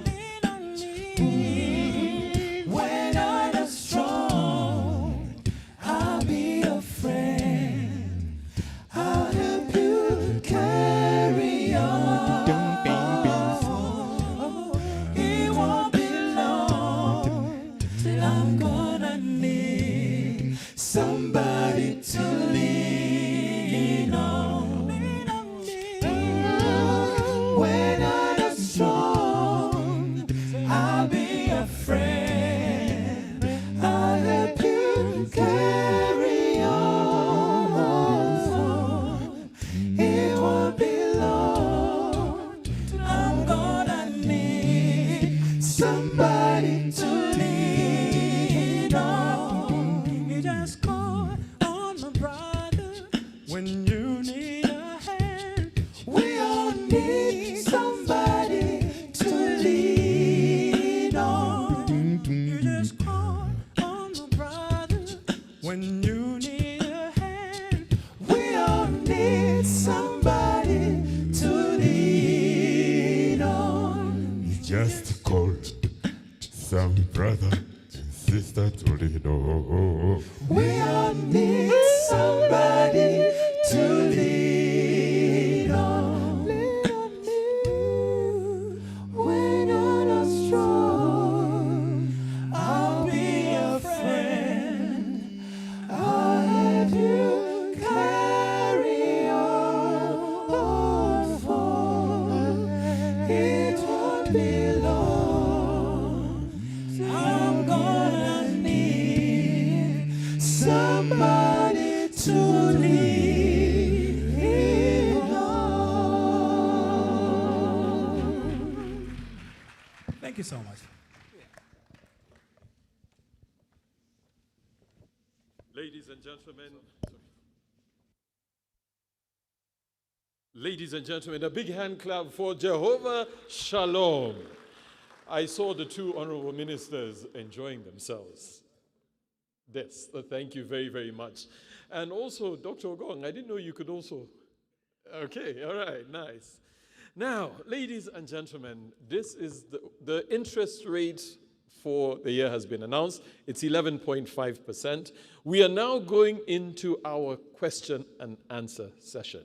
As our members, we want to hear from you. Some of the questions have already come in. We will start with that. But what I'm going to do is I'm going to call upon the people who are in the kitchen, who have been cooking all this good stuff, and they will be able to answer your questions. My name is Peter Igaga. First of all, Jehovah Shalom, thank you very much. As a Msoga, I'm very proud that you picked a song from my region. I do appreciate it. Now, our first member of the panel is none other than our managing director, Mr. Patrick Ayota. You can please come up. A big hand clap for him as he comes up. Our second member of the panel is our Deputy Managing Director, Gerald Casalo. Can you please come up? Our Corporation Secretary is our third panelist. Can please be able to come up and take your seats. That is Agnes. You can please also come and take a seat. And then last but not least, we have Stevens Mwanje, who is our Chief Financial Officer.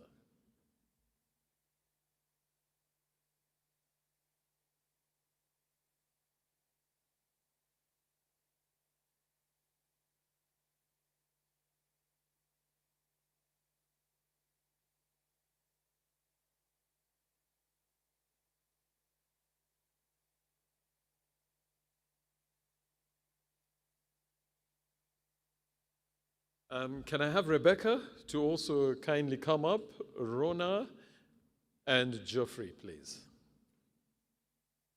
Because we want the entire team to take it on.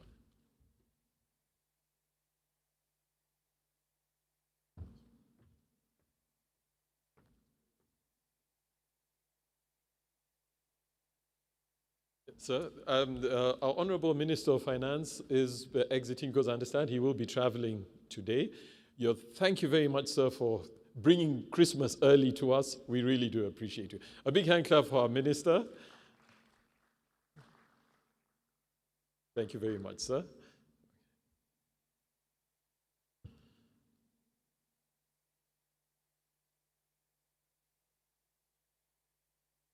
So we're going to dive straight into the Q&A session. And there's some very interesting questions that have come up. For those who have got timed out on our online platform, you can still follow us on YouTube. It is extremely accessible. So the first question, which is going to the customer service platform, is somebody's asking, actually she's called Maggie Chisitu, has said, please shed more light on how the voluntary savings scheme works, especially for those with no salary. I think this one we can be able to leave it open, literally, to everybody. Thank you, Maggie, for that question. My name is Rebecca. How does a voluntary scheme work? The voluntary scheme is accessible to anybody who's above 16 years of age, and you save at will, whether you have a standard contribution coming in or not. If you have a standard contribution, you save over and above. The minimum amount currently is 5,000 shillings towards your account. You can save as many times as you wish. You can save 10 times a day, 20 times a day, in a week, in a month. And the best time to start saving for your retirement is as early as yesterday. Thank you. Fantastic. And another question for you on your side is, Becky, just one other thing. Joseph Senkusu asks, can I deposit personal savings with NSSF? Yes, Joseph, you can deposit personal savings with NSSF voluntarily. Like I mentioned earlier, we have different channels and platforms. If you have an MTN line or Airtel line, you'll just follow the prompt through your mobile money menu, look for financial services, you'll find pension schemes, you'll be asked for your NSSF number and just follow the prompts. It's available both on MTN and Airtel. We also have a short code for the fund, which is *254#. And if you just log on now, you'll still find a place for paying your contributions. You'll be asked for your NSSF number and follow the prompts. You can also choose to save through the bank. If you walk into any DFCU account, you'll be able to save against your account, your NSSF number. But if you don't have a DFCU account, you'll have to contact us. You either walk in or call, and we'll generate something called a transaction reference number for you. And then you walk into any bank of your choice and be able to save against your NSSF number with that TRN.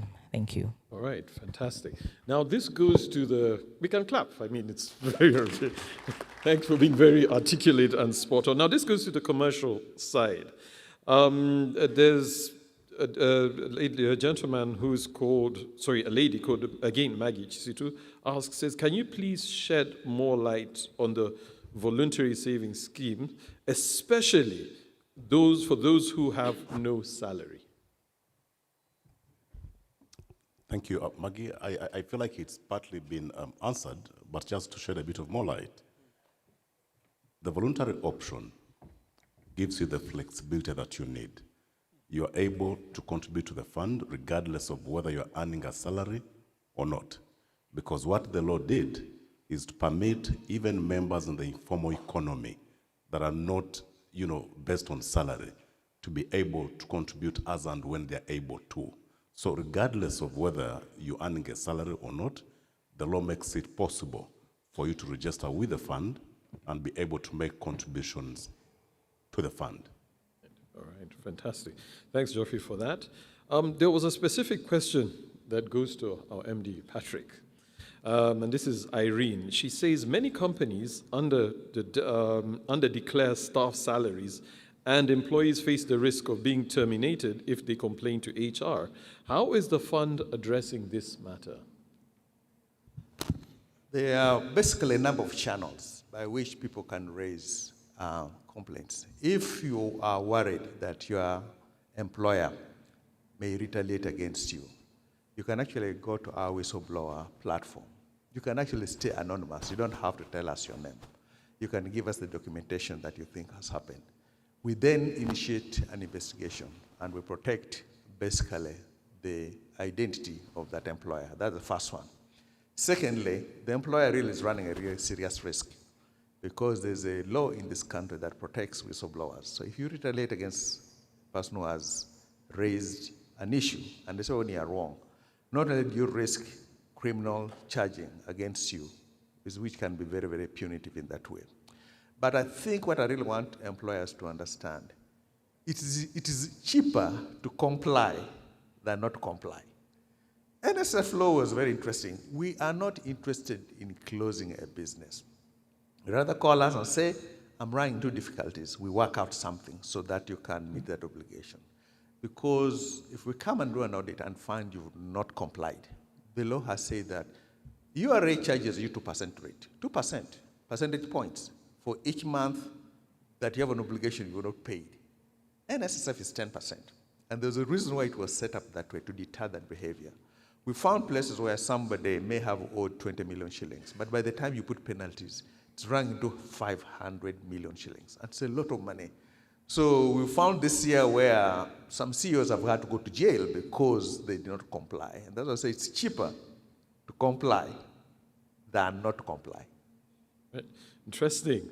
And basically, there's another question for you, and this is Salva, who's asked, how can members use their savings as collateral for bank loans? Because I gather the feeling is if I've got my money there, then can't I use it to facilitate myself? Unfortunately, the law has not allowed that for now.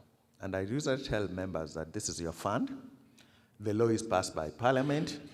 You know who your member of Parliament is. Whatever you think you want the fund to deliver on your behalf, let the member of Parliament then bring it so that the law can change. Otherwise, anything we do that's outside the law makes it an illegality for us. So now the law has not yet allowed the use of collateral of your funds for anything in that purpose. Okay. And then another one for you. You seem to be in the hot seat right now. And that's from James, has asked, how far are we with the completion of the Pension Towers building? Let me ask my expert on the pension fund, Mr. Gerald. End of next year, the project will be completed. Thank you. All right. So we're literally just about to get there. All right. That's super. Now, from the legal aspect, because there are also some questions whether the savers and members have concerning a few legalities. They say, is it true that savers will be double taxed, both at the point of savings being remitted and when they are getting paid, when the savings are getting paid out? That is not true. Section 39 clearly exempts benefits from taxation. So it's clear, unless the law is amended, right now, there is no taxation at getting your benefits. So I'll only be taxed at the point of... No, you won't. You won't be taxed when you are withdrawing your benefits. Fantastic, that's great. Then another question for you before let me just put it. Sometimes when you use the word, you'll be taxed at the point. What happens is you pay into NSSF after a URA has applied your taxation on the gross. That's what's meant by your contributions are already taxed by the time you send it to NSSF. That's really the difference. But there's no taxation at benefit payments. Right, fantastic. Now, again, there's Alex who's asking from the legal side, how far have the regulations gone to amend the parameters around the midterm payouts? It says this specifically applies to the adjusting of the requirement of making 120 monthly contributions. Currently, there's been an engagement with Cabinet, but they returned the proposals of the fund because they needed to have a holistic view of the NSSF Act, and I think the MD can confirm on that.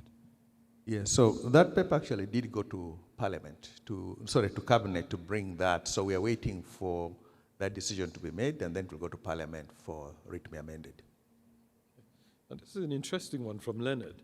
He asks, what happens if I lost my hand and I can't sign for my funds since all the paperwork was done using a handwritten signature? An interesting one. When you're when you're becoming a member of NSSF, there is a lot of information that you give us. And one of the things that we do as NSSF in such a circumstance, and it has happened before, we use what they call in the services sector knowledge-based authentication, meaning that we pick some of the information that you have. And when you look at Section 19.5 of the NSSF Act, it allows the managing director to ask for particular information and documents that can be used to support a claim. So that is one of the instances where the MD will have to specify what exactly we follow in order to complete that claim. Thanks.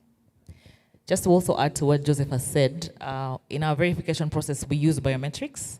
And so we don't only use fingerprints, we also use the face. And we're able to align your features and confirm that you're the right party. So all this information that's taken is necessary at the end of the day, because some people feel like it's a bit too much, but now we can see why it is necessary. And actually, the other thing that we encourage, because we cross-reference, for example, NIRA. NIRA is one of the most, the NINs are the most recent ID cards we have. And I really do encourage Ugandans, because there's some Ugandans who are hesitating to go get a national ID. In a few months or a few years' time, you'll not be able to transact anything in this country unless you have a national ID. And that has so much information that even if you lost a face, lost a hand, we could use. Interesting, very, very good. Now, from the market and corporate side, there's Ivan who asks, what new products are going to be introduced by the fund? And are there options for health insurance, home insurance, and education insurance? Geoffrey, that's over to you. Thank you. So in terms of the products, and I think it was indicated upon earlier by the minister, the law now does give the board power to be able to come up with additional things that we can do. What we're working on right now is something that we're calling the Smart Life, which is an option that enables members of the public to voluntarily save. But most importantly, it gives them flexibility of access. Under the mandatory scheme, the benefits are governed in terms of the years when you can access. 55 years of age, 50 years of age if you're out of employment. Under Smart Life, what will basically happen is that members will have the opportunity to choose ideally how long they would like to save. And when that time comes, they are then able to gain access to the money that they have saved. So one of the things that is actually coming soon is a product that gives members flexibility of when they can save, how much they can save, and for how long they would like to save. Now, a lot of the details will be given when the minister has been able to issue the guidelines under the regulations. Interesting. All right, that's very, very, very exciting, for lack of a better word. Now, we've got another question, again, on the marketing side. It says, do you have a product where one can invest to be able to earn a monthly income? Gerald? Thank you.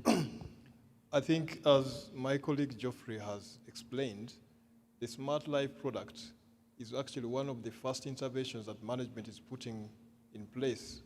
And we believe that since now that the board is empowered to actually approve additional products, it will introduce an interest rate regime which is different from the one in Section 35 of the NSSF Act, which is the one we've just witnessed today. For you to go to the public on a voluntary product, you need to create introduce an interest rate regime which is flexible. And when you look at the products in the market, most of them are actually delivering interest on a monthly basis, and we believe that we can also be able to match that with a smart life. The details of that will be communicated to the public in due course. Fantastic. So one last question before we get into the audience, and also the online audience will be asking a few questions. This is, again, in terms of investments. Umaru is asking, what is the fund doing to diversify its investment strategy? That's a very good question. Today, the fund is, as you saw in the presentation, it has about 79.2% in fixed income, about 13.9% in equities, and about 6.9% in real estate. But this is a fund of 22.13 trillion. The diversification has been a journey. In 2011, when the fund was 1.7 trillion, 83% was in fixed income. It was invested only in Uganda. Almost 99% of the assets were invested in Uganda. So if the fund did not diversify, today probably it would be sitting at 99%, almost 100% in fixed income, because the stock market is small compared to the opportunities that we have. And then it will not have any investments in the region. But the diversification effort of the fund has been to place money. One interesting thing that happened in 2011, the fund was allowed to invest within the East African region. And today, about 37% of the fund's total assets are invested within the East African region. Of course, naturally, Uganda will take the lion's share because our cash flows come in Uganda shillings, so you have to have more concentration on the Ugandan side. But compared to many schemes, this fund is well diversified. It's the only reason why, when you look at the graph that has inflation and return, we've been able to sustain a competitive and consistent return above inflation for the last 10 years. Fantastic. And just to add on to what he has said, so you have diversification at the kind of the class level, fixed income, real estate, equities. But then within those classes, there's diversification. For example, within real estate, we have got office space, we have got residential. They behave very differently from a return risk perspective. Within the equity section, we've got diversification. Not only do you have regional diversification, Tanzania, Uganda, Kenya, but even the stocks you hold within there behave very differently. So you have bank stocks, you've got telecom stocks. So that allows you to create a very diversified portfolio. Fantastic. So we're going to take a few questions from, okay, we can be able to kindly have a microphone on this side. And just as the microphone is coming through, just one other question that has been. Okay, that's all right. We're good and ready. On this side, yeah, please.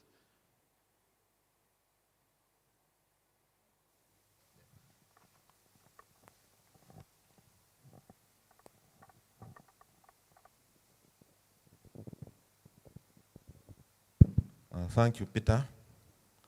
Honorable Minister, PS, MD, and the board, all stakeholders, members from the centers of Notukoftu and the unions available, ladies and gentlemen, I'm Vyakatonda Abdu.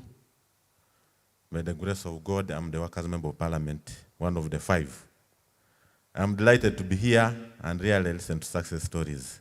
Thank you very much, the board and the management of the fund.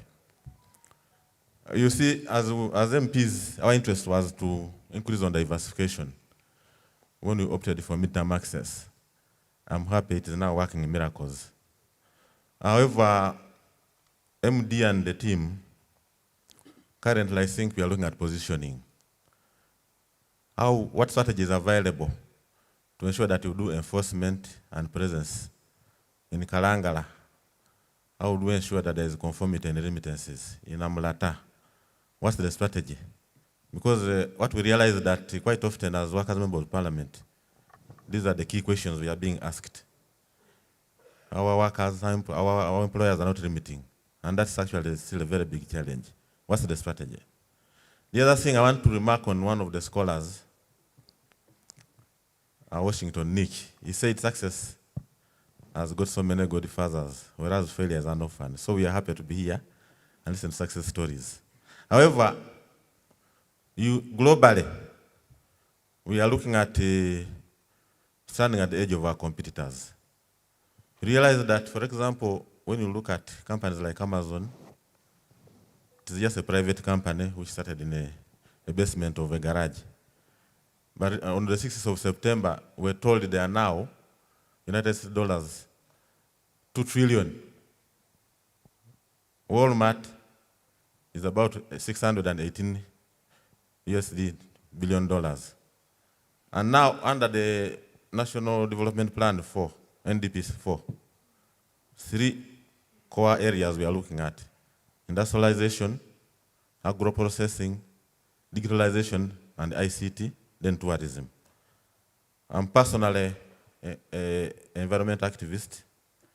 Within last year, I think I'm happy to note that you're handling that, and so far I've also given about 50,000 households seedlings in that area at my own. So what's the strategy, and what are the partners that you intend to engage in this area? But the stories of Amazon are basically consistent in vision, emphasizing leadership development, strong values like integrity, customer satisfaction, empowering employees, focusing on quality and ethics. When we do this, I think we are looking at 360 balanced scorecard. Is this in the plan? I thank you very much. Thank you. I think I will answer it this way. Geoffrey handled the Kalangala, the reach we have, what we want to do there. Mr. Mwanje, talk a little bit about the strategy in terms of what he raised. Basically, the areas we're going to will support in terms of, and the rest of the guys will come in. Your question was loaded, so we'll kind of break it up in different parts. The balance scorecard, let me see. Okay. Gerard, you handle that one because it kind of ties in all in our performance. So we'll start with Geoffrey. Great. Thank you, Honorable. So in terms of being able to enforce the compliance across the country, like we mentioned earlier, we operate about 17 branches across the country. We've got 4 sub-branches. This financial year, we're expanding our presence by opening 3 additional offices. We're opening an office in Luwero to cater for areas of Nakasongola, areas of Nakaseke. We're opening an office this year in Kasese to cater for that part of the country because they've been dependent on Port Poto. We're also opening an office this financial year in Mubende because that area has been largely served by either Port Poto or partly Kampala. But in addition, we also have over 30 monthly outreach centers. Members of the public know that on particular days of the month, NSSF will be at this particular place. These are like mobile offices. So everything that we offer in the office is offered on a monthly basis during the outreach. This again enables people that cannot come to the branches to get the service that they would be able to get in the branch. But about 94% of our traffic on a daily comes through our online channels. So only about 6% of our members have the need to walk in. Again, it shows you that the fund has invested quite heavily in a presence that is purely online. And a significant percentage of our members are very young, so they don't even have the need and the time to walk into any of the branches, so we're able to serve them electronically. But finally, especially when it comes to the question of compliance. Even when you open all the centers that I talked, of, these are largely undermined by the levels of informality within the formal economy. So you've got people that get jobs but have no contracts. People that get jobs but don't have an appointment letter.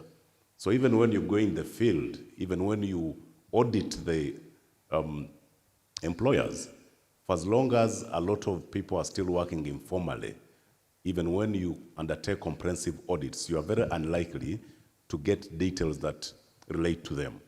Those challenges notwithstanding, we continue to work with many of our partners, including Uganda Police, where we undertake inspections in the field. And we hope that as we innovate, we'll be able to cover more and more people. Thank you. I'd like Rona, just speak a bit about what non-compliance means given the level of opportunity regarding procurement. Thank you so much. Some of our NSSF members actually fall into our supplier database. And for NSSF to spread out and tap into the large membership of our members that fall into the category of suppliers, you've got to be NSSF compliant. So it is that critical to the fund.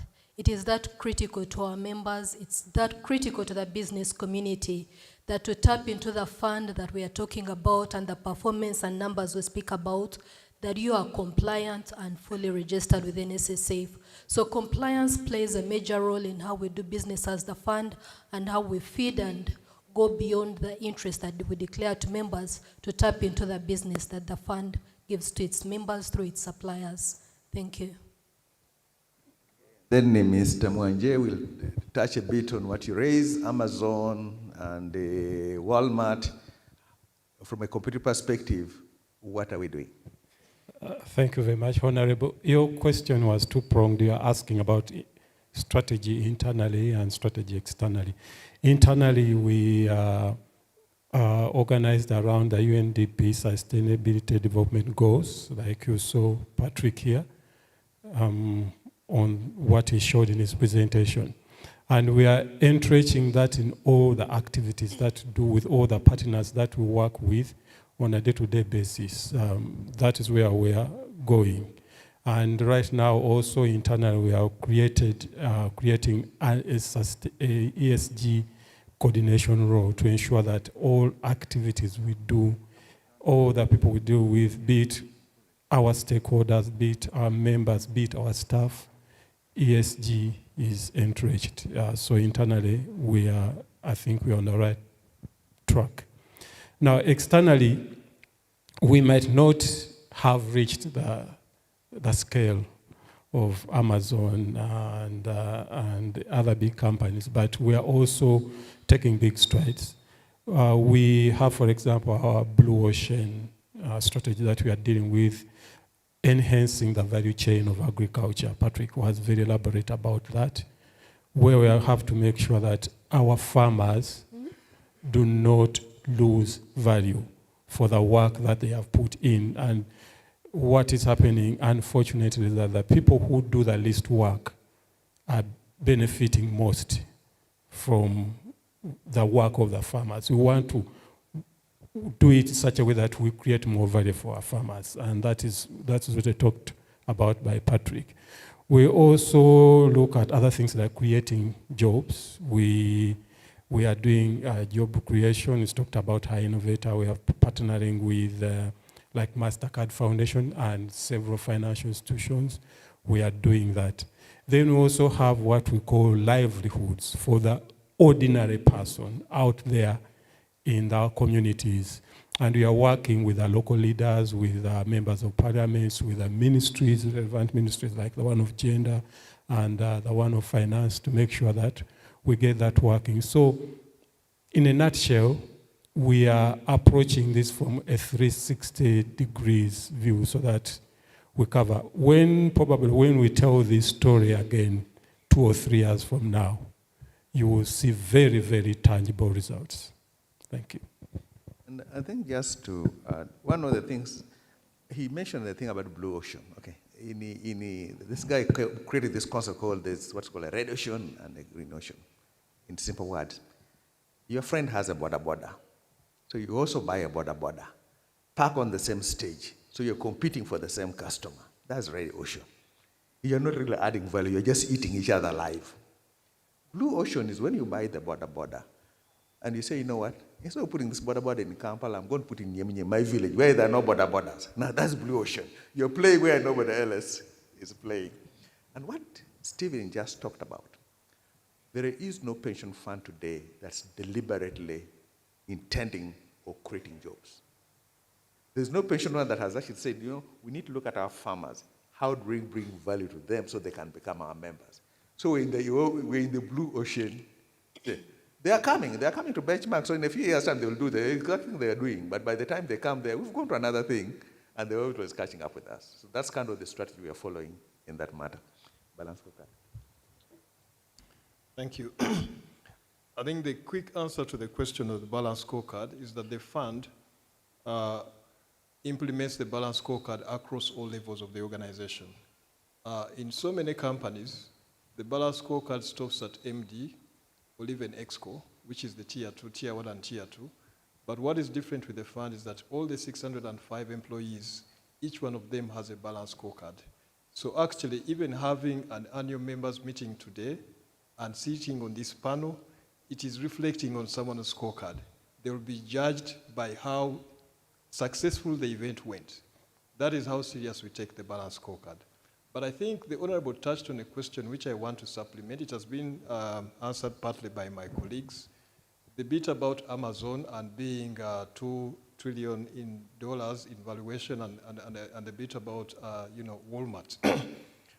You see, just 2 weeks ago, Mario Draghi, who is the president of the ECB, wrote a damning paper about the competitiveness of Europe and comparing it to the US. And actually, one of the key things that came out from his paper was the lack of the successful stories in terms of innovation, because Amazon is a unicorn. Today the largest 10 companies in the world, 5 of them are unicorns. You have Apple, you have Microsoft, then you have NVIDIA. These are companies that have actually come through innovations. I think what the fund has done well, today we are fully invested in all the telecos, in all the teleco companies in Uganda. That is MTN and Airtel, right? Partly, innovation is going to come through use of internet and technology, right? When you look at Uganda's smartphone penetration, it is one of the lowest in the world at 25%.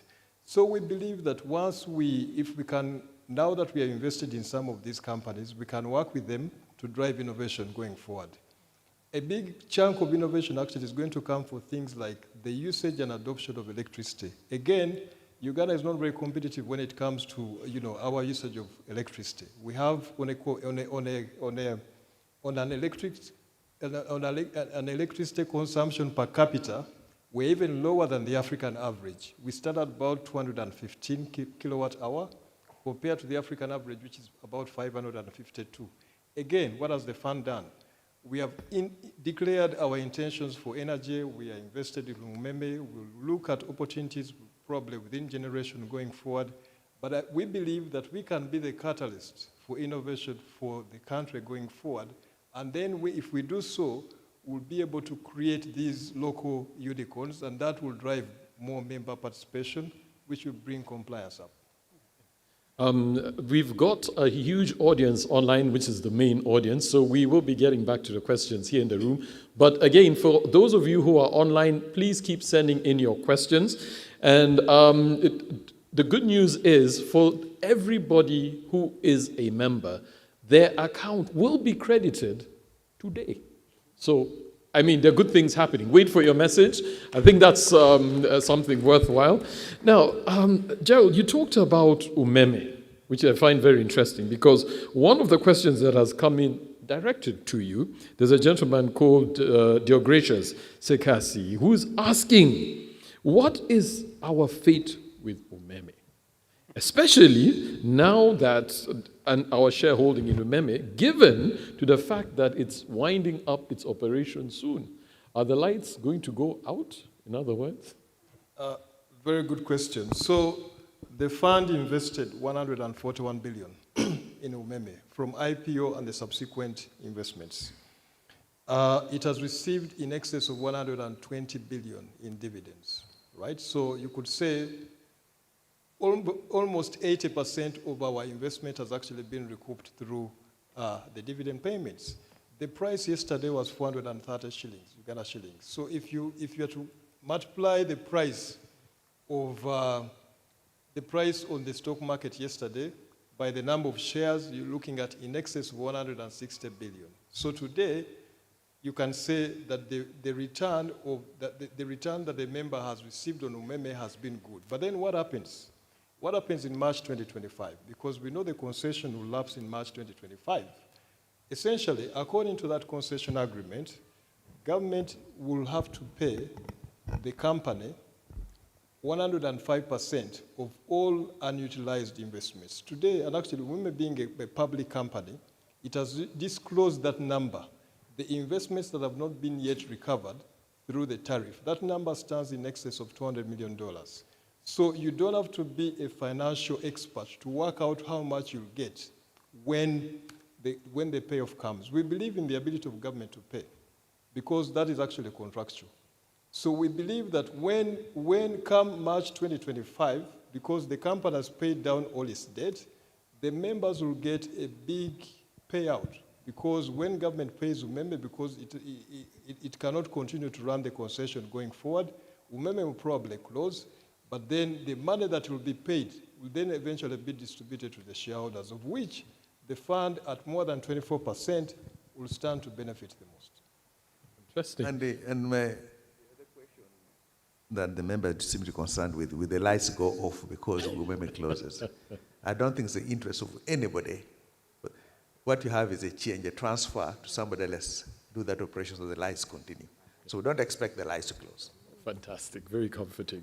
And then, Gerald, another question to you from Margaret. She's talking about affordable housing for members. Now, she says the current houses that NSSF has are not affordable. So what her real question is, she says they're very well done, the construction is very well done, but the prices are out of this world, in her words. So how is NSSF supposed to support members where housing is concerned? Yeah, a very good question. So we've always stated that affordable housing is a work in progress. It's a national problem, but it's not a problem just for Uganda only. Even the US, just last week, the chairman of the Council of Economic Advisors to the Biden administration was talking about some of the things that they would have done better in their term. And housing, actually, affordable housing is one of them. The US doesn't have 2 million homes for some of their poorest people. So if a developed country like the US can have an affordable housing problem of 2 million homes, how about Uganda?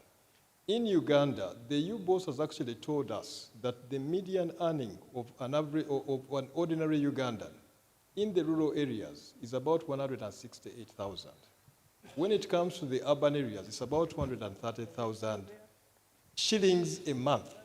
Now, to build an affordable home for someone who's earning that low, according to their estimates, you need to build a house which is between 14 to 22 million shillings. The reality is that the cost of land alone in Uganda is high. And actually, we also have a couple of other structural issues like taxation. Like I've said several times, VAT is one of the big hindrances, especially in the drive towards affordable housing, because for residential housing, VAT has been exempt, which means it is an input that you cannot transfer to the buyer. Now you have issues like infrastructure. You cannot do a project which has more than 50 units without roads, without good water, without good electricity.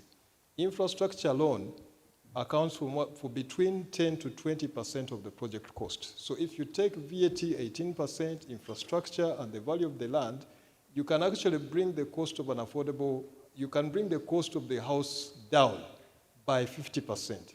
But the question is, in spite of that, what has the fund done? The fund has a couple of projects today which are within the definition of affordable. Temangalo project is one of them. We currently stand at about 45%. In Temangalo, we expect that the cheapest unit will be going for between 90 to 100 million shillings. But this will be for a unit which is probably almost 50 or 60 square meters. Yet, the options available in the market that have been defined affordable and are probably cheaper, they are small units. We've just done the census, and the average household in Uganda has about 4-5 members. The options available in the market that are going for 50, 60 million, they are 30 square meters. A typical household cannot fit in that unit. We as the fund, we believe that it is our duty not just to deliver something which is cheaper, but something that is of quality and can actually meet the expectations of the member. It's a work in progress, but we are doing something about it. Yeah. Actually, one of the major things that has come is an initiative that we've engaged with the Minister of Finance, just for the things that he said, that from a government perspective, policy decisions. Kenya, one of their big 4 anchors is housing. What the Kenya government did is the Kenya government bought land. They put infrastructure on that land. They put electricity, water, roads, waived the taxes. Then they invited developers to come. Okay, now you can develop a house that's less than 50% from your regular affordability. So we've engaged the Minister of Finance on that matter. So it's a policy matter that if we're serious about affordable housing, no private entity developer can do it alone, unless the state is then willing to say, okay, we'll take part of this in terms of what we do. So affordable housing is you can't really even approach from an investment perspective. It's really a social solution that is driven by the state. Right, thanks. Now, Stevens, this one is directed at you. There's a gentleman called Will Barno. He asks, is it possible to share the annual NSSF collections for transparency purposes? And says also, should it be declared as a note in the financial statements? Thank you very much. That's the easiest question because it's already declared. All I ask him is to go right now to our website. You'll find the figures there and the notes related to the collections. But if he feels he needs more information beyond what has been declared, it's also very at liberty to approach us, NSSF, and we can give more information. Yeah, and this again goes to you because the question actually goes to Beroni. What happened to the monthly balance that we used to get? Please help us. Somebody's feeling. Mr. Beroni, we can give him a mic. Give him a mic there so he can answer. What happened to the monthly balances members used to get? Good morning. Thank you very much. We actually still send those balances out. We send to the contact that you have given us, and we also ensure that that contact is registered in your name for data privacy aspects of that. So if you're having challenges around that, please feel free to visit any of our branches. We'll check out the contacts that you have with us. We'll also check if you have any restrictions against your number, like registering for Do Not Disturb. Otherwise, the service is there. We continually do that. Thank you. Let me just add a bit on that. For clarification to the members, so in the past, those messages were bulk, so they would literally go to everyone. Now, we made a change. The change was to ensure that a message that is coming to Geoffrey Sajabi is going to a number that is registered in the name of Geoffrey Sajabi. Now, we did discover that a significant percentage of our members used other people's national IDs to register with the telcos. So I'm Geoffrey Sajabi, the member, but when we're sending the message, it's going to Harriet. And we do not find it proper to share our members' data with a number that we think, despite having been given by the member, is not in your name. So our advice to members that were getting these messages but no longer get is to check whether your number is indeed in your name, and if it isn't, go to NIRA, register, get a national ID, go to the telco, and be able to have a number that is registered in your own name. Thanks a lot for that. Just for purposes of, it's kind of a light moment. Apparently, there was this couple. He had been telling the wife that, honey, I only make so much money, because the wife was seeing 450,000 shillings every month on the. No, he was disclosing, I only make so much money, so he was gay. So on his statement, then one day the wife stumbled on his phone and found one of our messages. We have credited your account by 2 million shillings. The wife easily did the math, and there was a big gap between what the husband had been telling her and what now her computation revealed. So she confronts her husband, says, excuse me, honey, how come that when I look at the money that you are declaring, you're actually making close to 10 million shillings? Where is this money coming from? I said, honey, I got a bonus, which was okay, the first month. You don't get a bonus every month. By the third, fourth month, he had to confess and open up, say, honey, actually, maybe a word to ask men here. Please, let her know. Because one of these days she'll stumble on that message, and you'll have some serious questions to answer. Please, be transparent with your family. So we are live on both NTV and NBS TV. Don't forget, we need you to be online registered so that you can get a lot of this information firsthand. Also, do make sure you keep your questions coming in.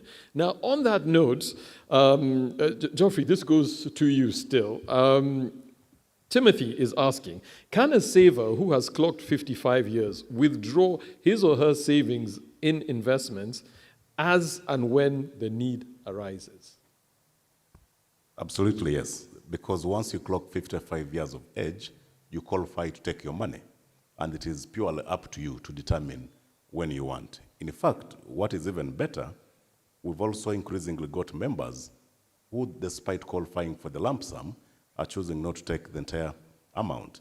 So I've got 1 billion shillings, but my immediate need is 20 million. So even when I qualify, I don't have to withdraw the 1 billion simply because I qualify. So you can even choose to just say, let me take an amount of my money that I need to address a particular need. We've also gotten people that are choosing now to only pick interest. Now that the minister declared 11.5%, there are people that will only come and pick an amount that is equivalent to the 11.5%, and they have chosen to leave the principal to keep earning them interest. But to answer the question, you are at liberty to choose when you can come to pick your money, because at 55, you qualify. So can men do what Patrick was saying? You remove a bit, go home and tell the wife, this is it. You move a bit and take your wife. Not that I'm encouraging anybody to do that. So Patrick, this one goes to you. There's a lady called Justin who wants to know who owns investments like buildings constructed using members' savings? And how can ex-members benefit from income generated from these investments? So, or do ex-members cease to be shareholders at the time of withdrawing their savings? Now I'm going to give Justin an interesting question.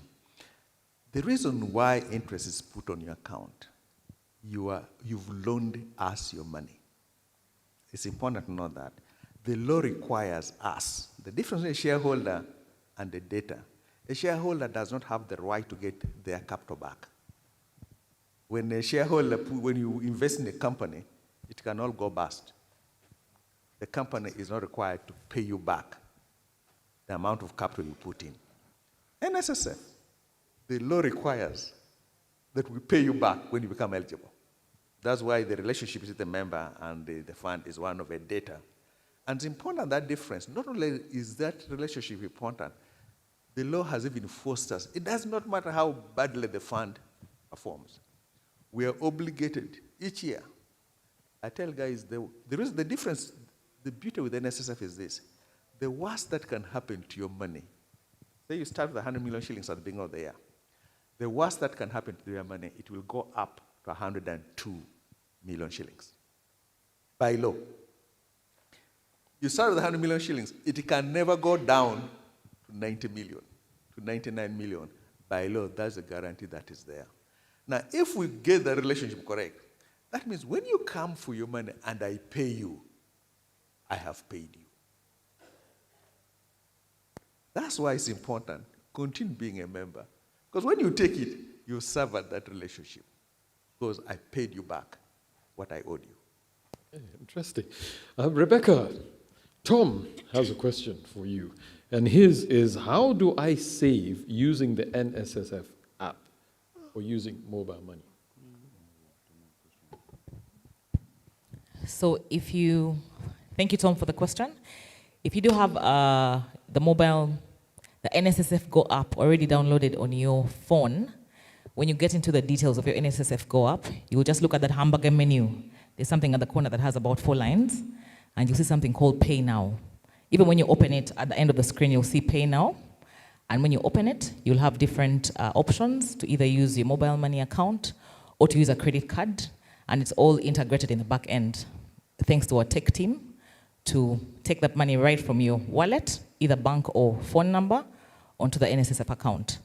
If you have MTN, we can even do it right now for anybody who has an MTN account, even those guys in the room, you can follow me. You press 165*29#, and as soon as that opens up, it will ask you to put in your NSSF number. If you do have a smartphone, you can copy your number before you get to this code, and then paste it right there, and then follow the prompts, and then it will bring up your mobile money PIN, amount, and the money again will go to your NSSF account. If you have an Airtel line, you'll press *185*7*9*1. I think I need to confirm that. And then it will take you through the same prompts. But not to cram those numbers in your mind, you can just go to your mobile money account, either 165 for MTN, 185 for Airtel, and look for financial services. You'll see pension schemes, and then you'll find NSSF there, and then follow contributions if you don't want to keep those numbers in your mind. And you'll still be able to pay against your NSSF account. Yeah. Fantastic.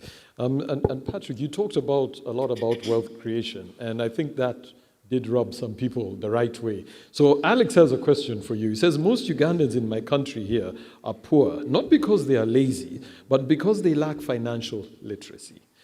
How can, and so he's asking, as NSSF, what have you done to solve this issue and improve the financial well-being of the people who save their money with you? Geoffrey, you want to get that one? Thank you.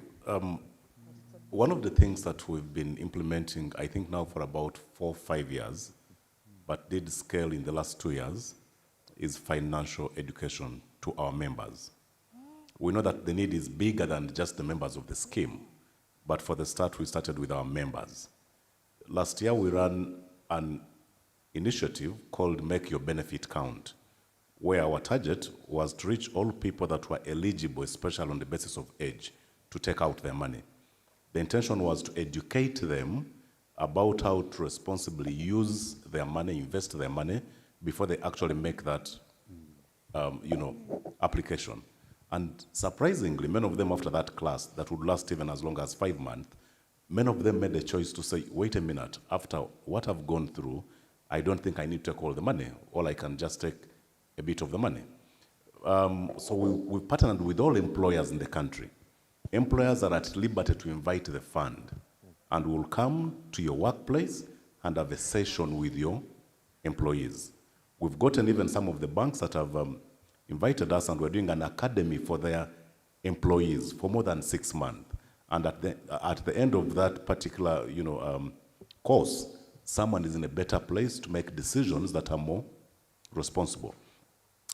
We are working with some of the universities as well to extend the same to students, people that are in their final years. So by the time they get into the workplace, they're in a better place, okay? But like I said, the need is far bigger than just the members of the fund. Going forward, we're trying to find ways to scale. We're deploying a bot, some sort of artificial learning, where members of the public can interrogate financial information off their phone. So I can ask the bot anything that I want to know. I can ask, I've got this amount of money, how best in Uganda can I invest this money? Or what options of investment can I undertake within the region? And this is able to give you a lot of information. But even as we do that, we also encourage members of the fund and members of the public that it is also responsible to invest some little money in yourself. If you're saving with NSSF, and you've got £1 billion shillings that you'll qualify for, and in your entire life, you've never held $1 billion at a go, even if it meant investing 1 or 2 million, to go and seek proper financial advice. There are people that are qualified in these, things, and they're able to give you proper advice. So before you take decisions regarding money that you've saved for 40 years, and then you are picking it, and the people that are giving you advice are people that have completely no knowledge on how to use money. Some people go to scammers in town. I remember when we paid the midterm access, there are some people who picked their money and went and invested in some scheme that went down called Capital, Chicken or something. And someone came to my office saying, I wish I'd left my 20% with NSSF because I invested with people that were doing chicken, but I never saw a single chicken. Now, who do you get financial advice from? Of course, the fund is trying its best, but even before the fund does its part, you also have a responsibility as a member to seek proper financial advice before you come and take out your money. A myth about savings. I think many of us growing up, I grew up in the village, my thinking is when I make enough money, I will save. And there was always this thing about what I thought was enough. But many of us realize that you make 100,000 shillings today, your mind will tell you, if I make 200,000, then I will save. Make 200,000, then you find that that concern just keeps on growing. Next week, we are launching a program at Otuke. One of the most amazing stories. These are ladies just farming, growing maize in there. And the challenge to them was, let's work together and see if we can give you some implements, farming implements. And we did. The last 5 months, was it 5 months? 4 months. Over 6,000 of those ladies have registered. And their starting saving with NSF is 3,000 shillings. And we had over 10,000 of them save 3,000 shillings each over the last 4 months. And the idea is once you get the habit of saving, that money you put aside, your mind even doesn't consider it. And it's that little by little that you can build. If you're around just a model, if you saved 3,000 shillings a month, which is 1,000 shillings a week, and we can invest for you at 10%, and you leave that money there, don't touch it, what happens after 1 year, after 2 years, after 3 years? It's incredible. And if you think about 1,000 shillings, okay, let me miss lunch. Okay, instead of me jumping on a border, let me walk home. Actually, it's good for my health. So there are ways you can actually say, it's not really the amount of money you are making. The thing is, start with the little you have. That's what we want to do with the fund. And slowly as that discipline grows up, the issue of no savings in 5 years' time goes away because it multiplies. Yeah, makes sense. And talking on investment and saving, Geoffrey, this goes to you. Santrina asks, what is the comparative advantage between voluntary contribution with the fund against unit trusts? So basically she's asking, should she invest in unit trusts instead? Well, I'll attempt, but I'll ask my colleague Gerard to add his voice. But from where I sit, and this is purely about the fund, one of the things that we've been able to demonstrate over the years, and I think the MD hinted on it, is the question of safety. There's no doubt that when you go to bed today, you'll wake up tomorrow when the fund is still there. And so one of the greatest advantages of saving and investing your money with NSSF is that we guarantee safety of your money. The MD also did indicate about the minimum interest that we can give. Even when things go so bad, at worst, you'll still get 2.5% on the money that you've kept with us. I think one of the differences is that some of the other options do not guarantee you certain minimums. If things are bad, you may share in the bad news. If things are bad our side, yes, you share in the bad news, but at least you still get about 2.5%. But for me, the biggest emphasis is that NSSF guarantees safety of the money that you've saved with us. Yeah, I think Geoffrey has actually answered the question, but I'll just probably add my voice. I think the comparative advantage of NSSF is the sovereign guarantee, that whatever happens, your recourse is to the sovereign, that is the state. Now, these collective investment schemes, these are private companies, and we know some companies have not performed to the expectation. In the unlikely event that that company doesn't perform well, it can close and you'll have nothing. Yet here, you have a recourse to the state, which is that promise of 2.5% in Section 35(2) of the NSSF Act. But let me say this, that when you look at the pension design, in 2005, the World Bank actually created what they call the 5-pillar model, right? Where you have pillar 0, that is a scheme that is basically the member is given a stipend from government without contributing. Then you have pillar 1, which is basically the member contributing something with the expectation of either a pension or a lump sum. You have pillar 2, which is again almost similar to pillar 1. Again, you contribute and then you're paid. Now, these collective investment schemes, they fall under pillar 3, which is an additional voluntary saving that you top up to enhance your fortunes at retirement. But they could also come in as a stopgap measure whereby you need some emergency funds. What the fund is trying to do, now that we are allowed, or the board has been empowered to innovate on the product side, we'll get into some of those spaces to create different buckets of savings in addition to the mandatory.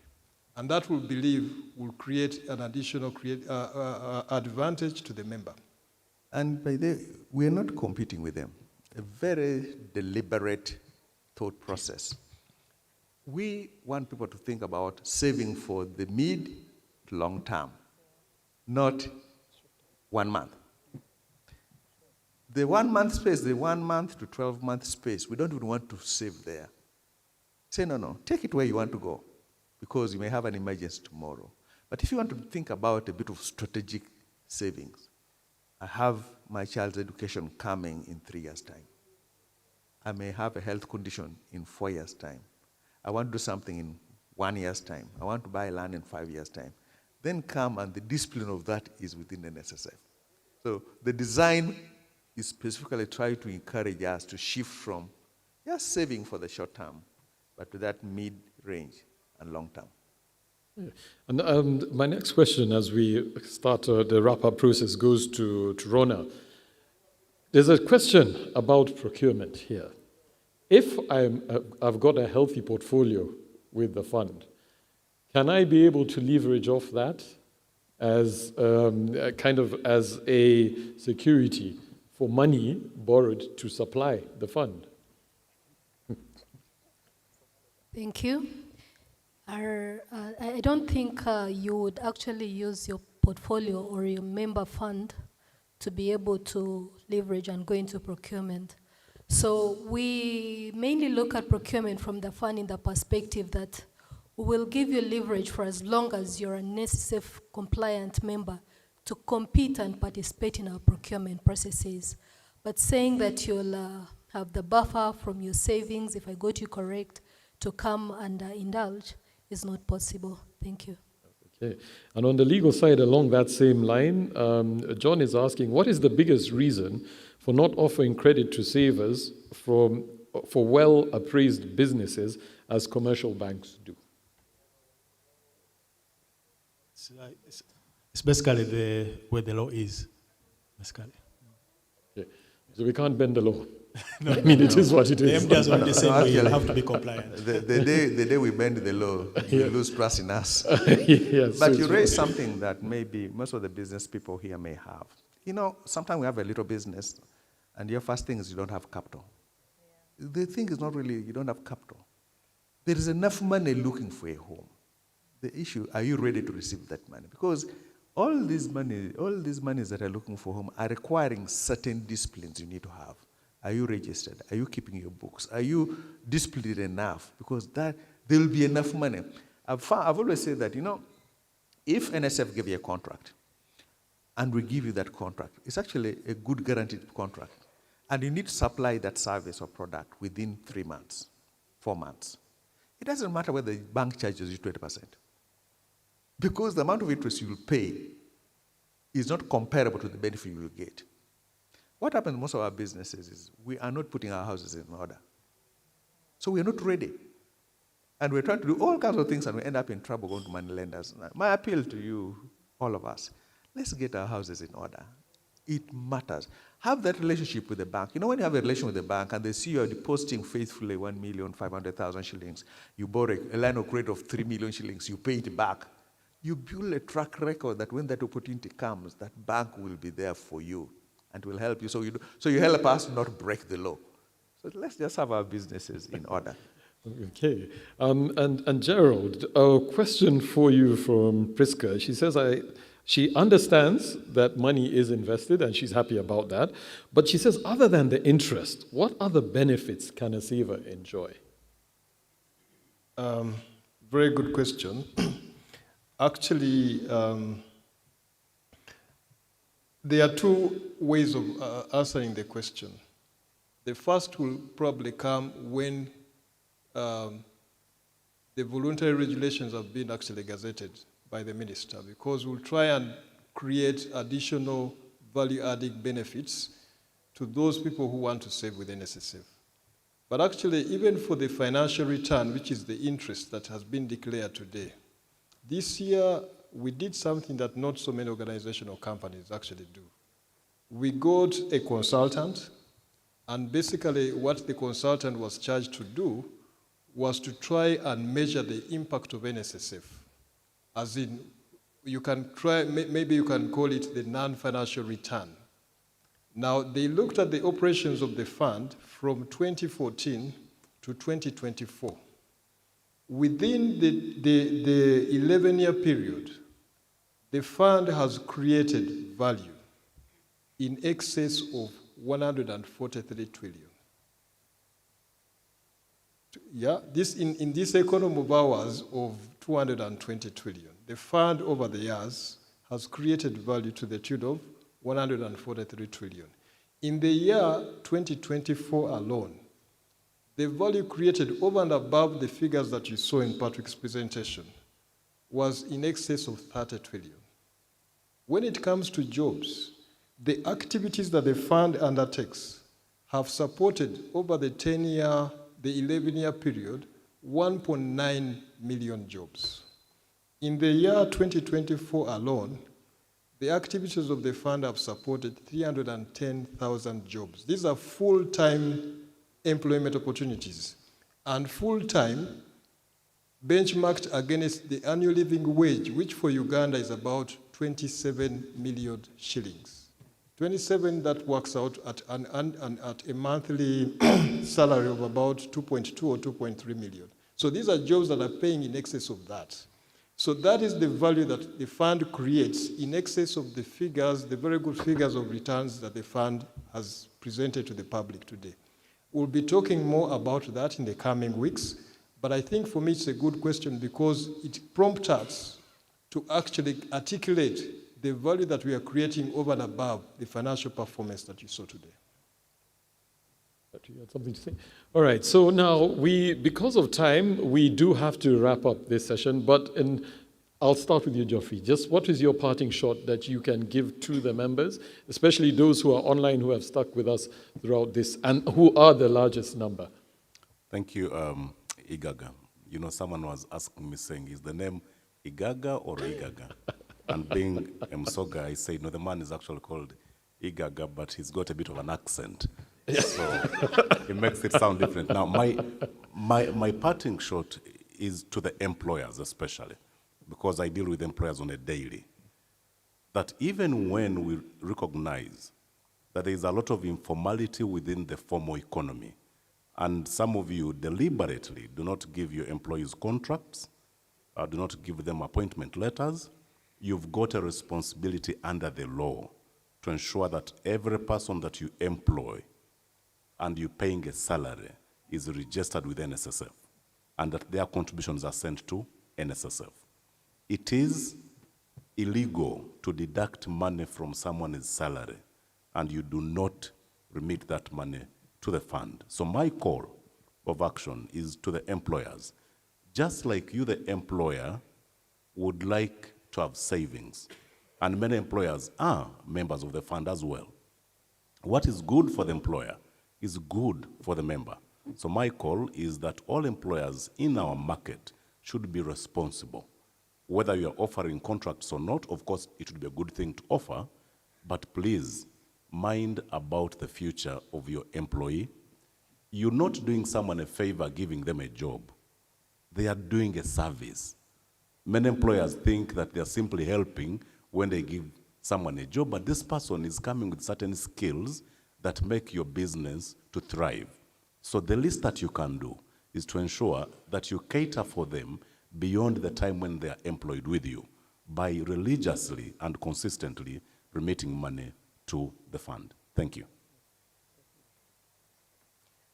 My parting shots are the biggest percentage of our members, like I said, do business, and currently the fund issues out its business through the EGP portal. That's the Electronic Government Procurement Portal System, to which government entities are currently enrolled on. So for you to do partly business with us, please, I encourage you and implore you to register with EGP. That's one way or one channel through which you can come and be part of the NSSF and do business with the fund. The other is that we advertise our opportunities through the daily newspapers. That's the New Vision and Monitor, Tuesdays and Thursdays. But also, the government, through the authority PPD, has reserved particular contracts for the local suppliers, the SMEs. There are opportunities through which our members, through the business community, can also come and enjoy are part of these funds that we are talking about. So I implore you to be compliant, to register, because it's just not NSSF. If you're going to do business with UNRWA, if you're going to do business with URA, if you're going to do business with all these public parastatals that we are talking about, you got to be NSSF compliant, and it's simply a call we are sending out today for re-emphasis. Thank you. As has already been said, we have a platform for members whose contributions are not being remitted to come to the fund. Members should remember that this is their future. They should not keep quiet when they have this information. They should take advantage of our structures, and we've got an enforcement mechanism in place in the fund to make sure that we make those employers who are not complying with their obligations to be compliant. Thank you very much. Yes, to the members who are going to begin applying for their benefits, I know so many people target the interest declaration, and next week we'll be handling so many applications for benefits. My advice to them is seek professional advice before you spend that money. To many of them, that is probably the largest paycheck that they are getting, and they are overwhelmed with what to do with it. Before you spend, try and seek professional advice. If you cannot, try and take advantage of our financial literacy programs. Thank you. Thank you very much. Thank you very much. Of course, I'm skipping the MD because it's going to wrap up. But the key thing I want to put out to our members and stakeholders is that NSSF always strive to be very transparent.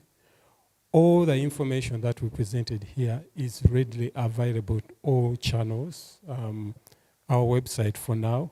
And even when you walk into NSSF and you ask at the customer service desk, you or a customer service officer or a relationship manager, branch manager, you should be able to get this information without any hassle. For now, please go to our website. You will find all the reports for the previous years, including the one which includes these figures that we are talking about. This year, just like last year, we have 2 reports. The annual integrated report, which shows all the financials, the figures that we are talking about. Then we also have the ESG report, which is very important because it shows the fund as a responsible corporate citizen, and also how we create value beyond the money. How we create value for the society we live in, how to create value for government, how to create value for members. All that information is readily available now. This report will also be able to access it in a PDF, book version PDF, so when you open it, when you read it, you can read it like a book to make it for our members. Anyone who feels that they have not got sufficient information beyond what we have provided, please approach NSSF. We'll be happy to provide that information, as long as you are not infringing on the Data Protection Act. Thank you. Thank you, Peter. My parting shots, just knowing that out of every 10 people in the country that work, only one of them belongs to the formal sector and 9 belong to the informal sector. So as a fund, it does our success knowing that the millions of people out there that are working every single day, about 99 point something of them do not save with a fund. Why? Because they belong to the informal sector. So I'd like to leave you with an analogy that for me, when it comes to saving, just makes the pin drop. It's called the analogy of the drop. It's actually called the drop. There's a man once, he's since let, who taught his child about saving by simply taking a 5-liter jerry can one day and putting it below a tap of water and opened it just enough for a drop to come out. Who can tell me what happened in the morning when they woke up? Thank you, the jerry can was full. And that's how I look at retirement saving. So that 5,000 shillings every single day is like a drop. How soon you want your jerry can to be full in terms of what you're saving away for retirement depends on you. The frequency depends on you, but make sure that drop starts as early as yesterday. I'll still repeat it. Thank you. Actually, your party. Thank you. I think I'll just have 3, maybe 4 things. To the rest, to Uganda as a whole. This is our country. We each can contribute. I think hopefully the Shalom Choir, you'll sing one last song called Little. Little is much. I think that's an amazing song. We're not asked to do everything. Do the little where you are. Uganda, think about this. You are driving down the road, you've drunk a bottle of water plus, and you throw it out of the car. That's bad manners. Stop. Don't do that. Do the little you can. Boda guy who says the pavement's where you need to ride your car. Be patient. You ride on the road. Let's do the little we can. So Ugandans, this is our country. Let's do the little we can. We can. This country is great, amazing. To the members who have saved with the fund, thank you for the trust you've given us. It's incredible to see the numbers, see you guys coming. It's the feedback you give us. To our staff, the 605 staff members, these young ladies and men work. And you go to a branch, they'll give you the best of the service you can ever think. Please continue with that. Members of EXCO, the fund is relying on you, the brains that you have, the skill set you have. Let's continue to deliver, and I really thank you guys for that. To the board members, you've been incredible. Both the 12th board and the 13th board, the support you give us, the challenges you provide for us, and then the constituencies that you represent, whether it is from the workers' unions, you've been incredible. You hold our feet to the fire, the employers, representatives, the government, that has been amazing. And finally, to the ministers, basically an exchange to the government. The one thing that I think has saved this fund and has made it grow, and I'm going to tell you this, and many of you will not believe it, this government has let us run the fund. Very few pension funds can say that. Yeah, the requests come, but they come as requests, and you can say, we can't do it. And they've respected that. And for that, I really want to thank the ministers and the government. They've allowed us to run the fund. Funds where governments have interfered, you're going to see billions, millions of problems. For that, I thank the government and everybody who attended today. Thank you very much. Thank you very much. So thank you very much. And I'm going to ask Rebecca, because she is our resident pastor, to give us a closing prayer. And when she's done, I'm going to ask Jehovah Shalom to come up, give us our song, and then you will wrap up with the national anthems. Alexa. And you announce lunch is after. Yeah. Yes. And Patrick has given us lunch. He has said we cannot leave here on an empty stomach. So straight after this, once we are done, we will go for lunch here at the hotel.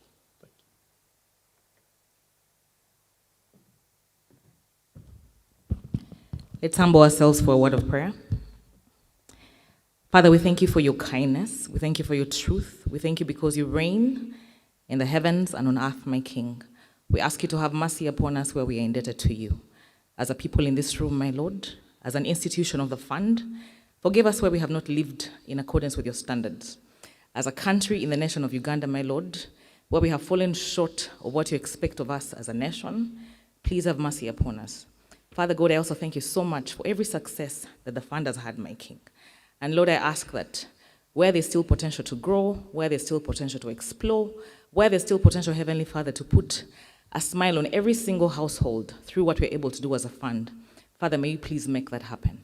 That today, as everyone receives their balance, the joy that comes with that balance, my King, may we extend that joy to every single Ugandan that is working away every day and night, that they will not work for free, that they will not work for nothing, that at the end of the fund's mandate, Heavenly Father, that one day they will wake up and say, I have paid myself back because I have saved.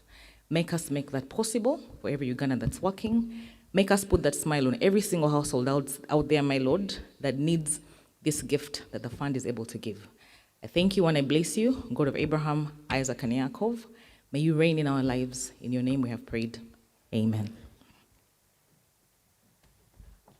Wow, very, very powerful prayer. Big hand clap for our wonderful panel for the great job that they have done. Thank you very, very, very much.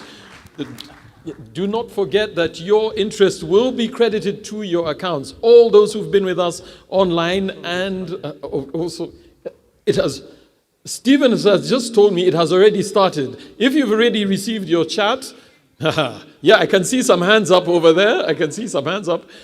Yes. So some people have already got. There are some questions both in the room and online that have not been answered. We will still take your questions and get back to you. It's part of what we do as a fund. So stay with us, also those who are online and those who are tuning on NTV and NBS as we wrap up. Jehovah Shalom, over to you.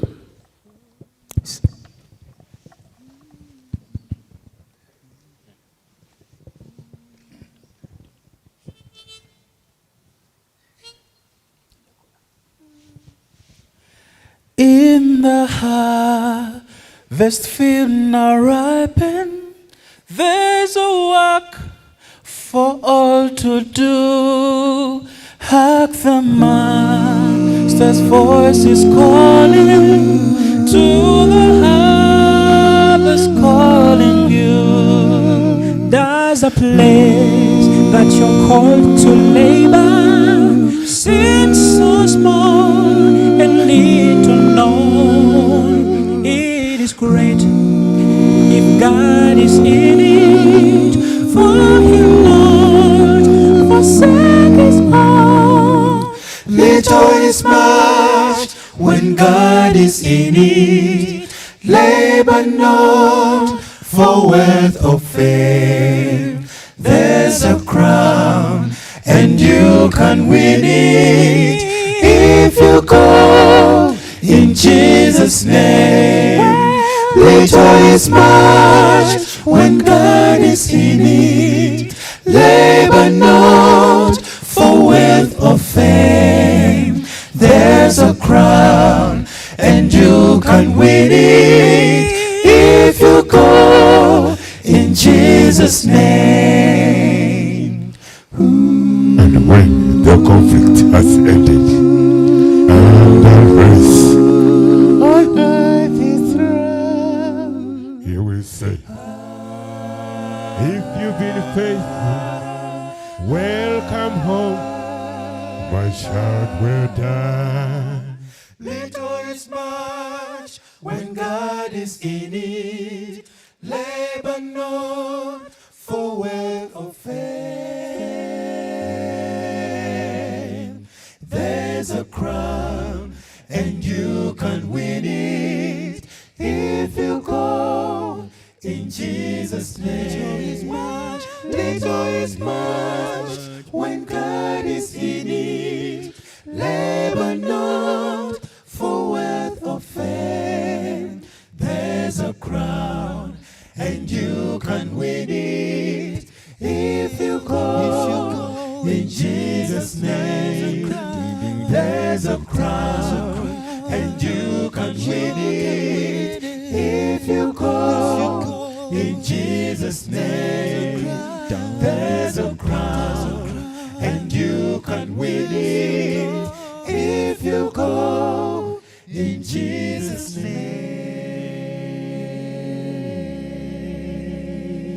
name. Thank you so much. Shall we stand up for the anthems?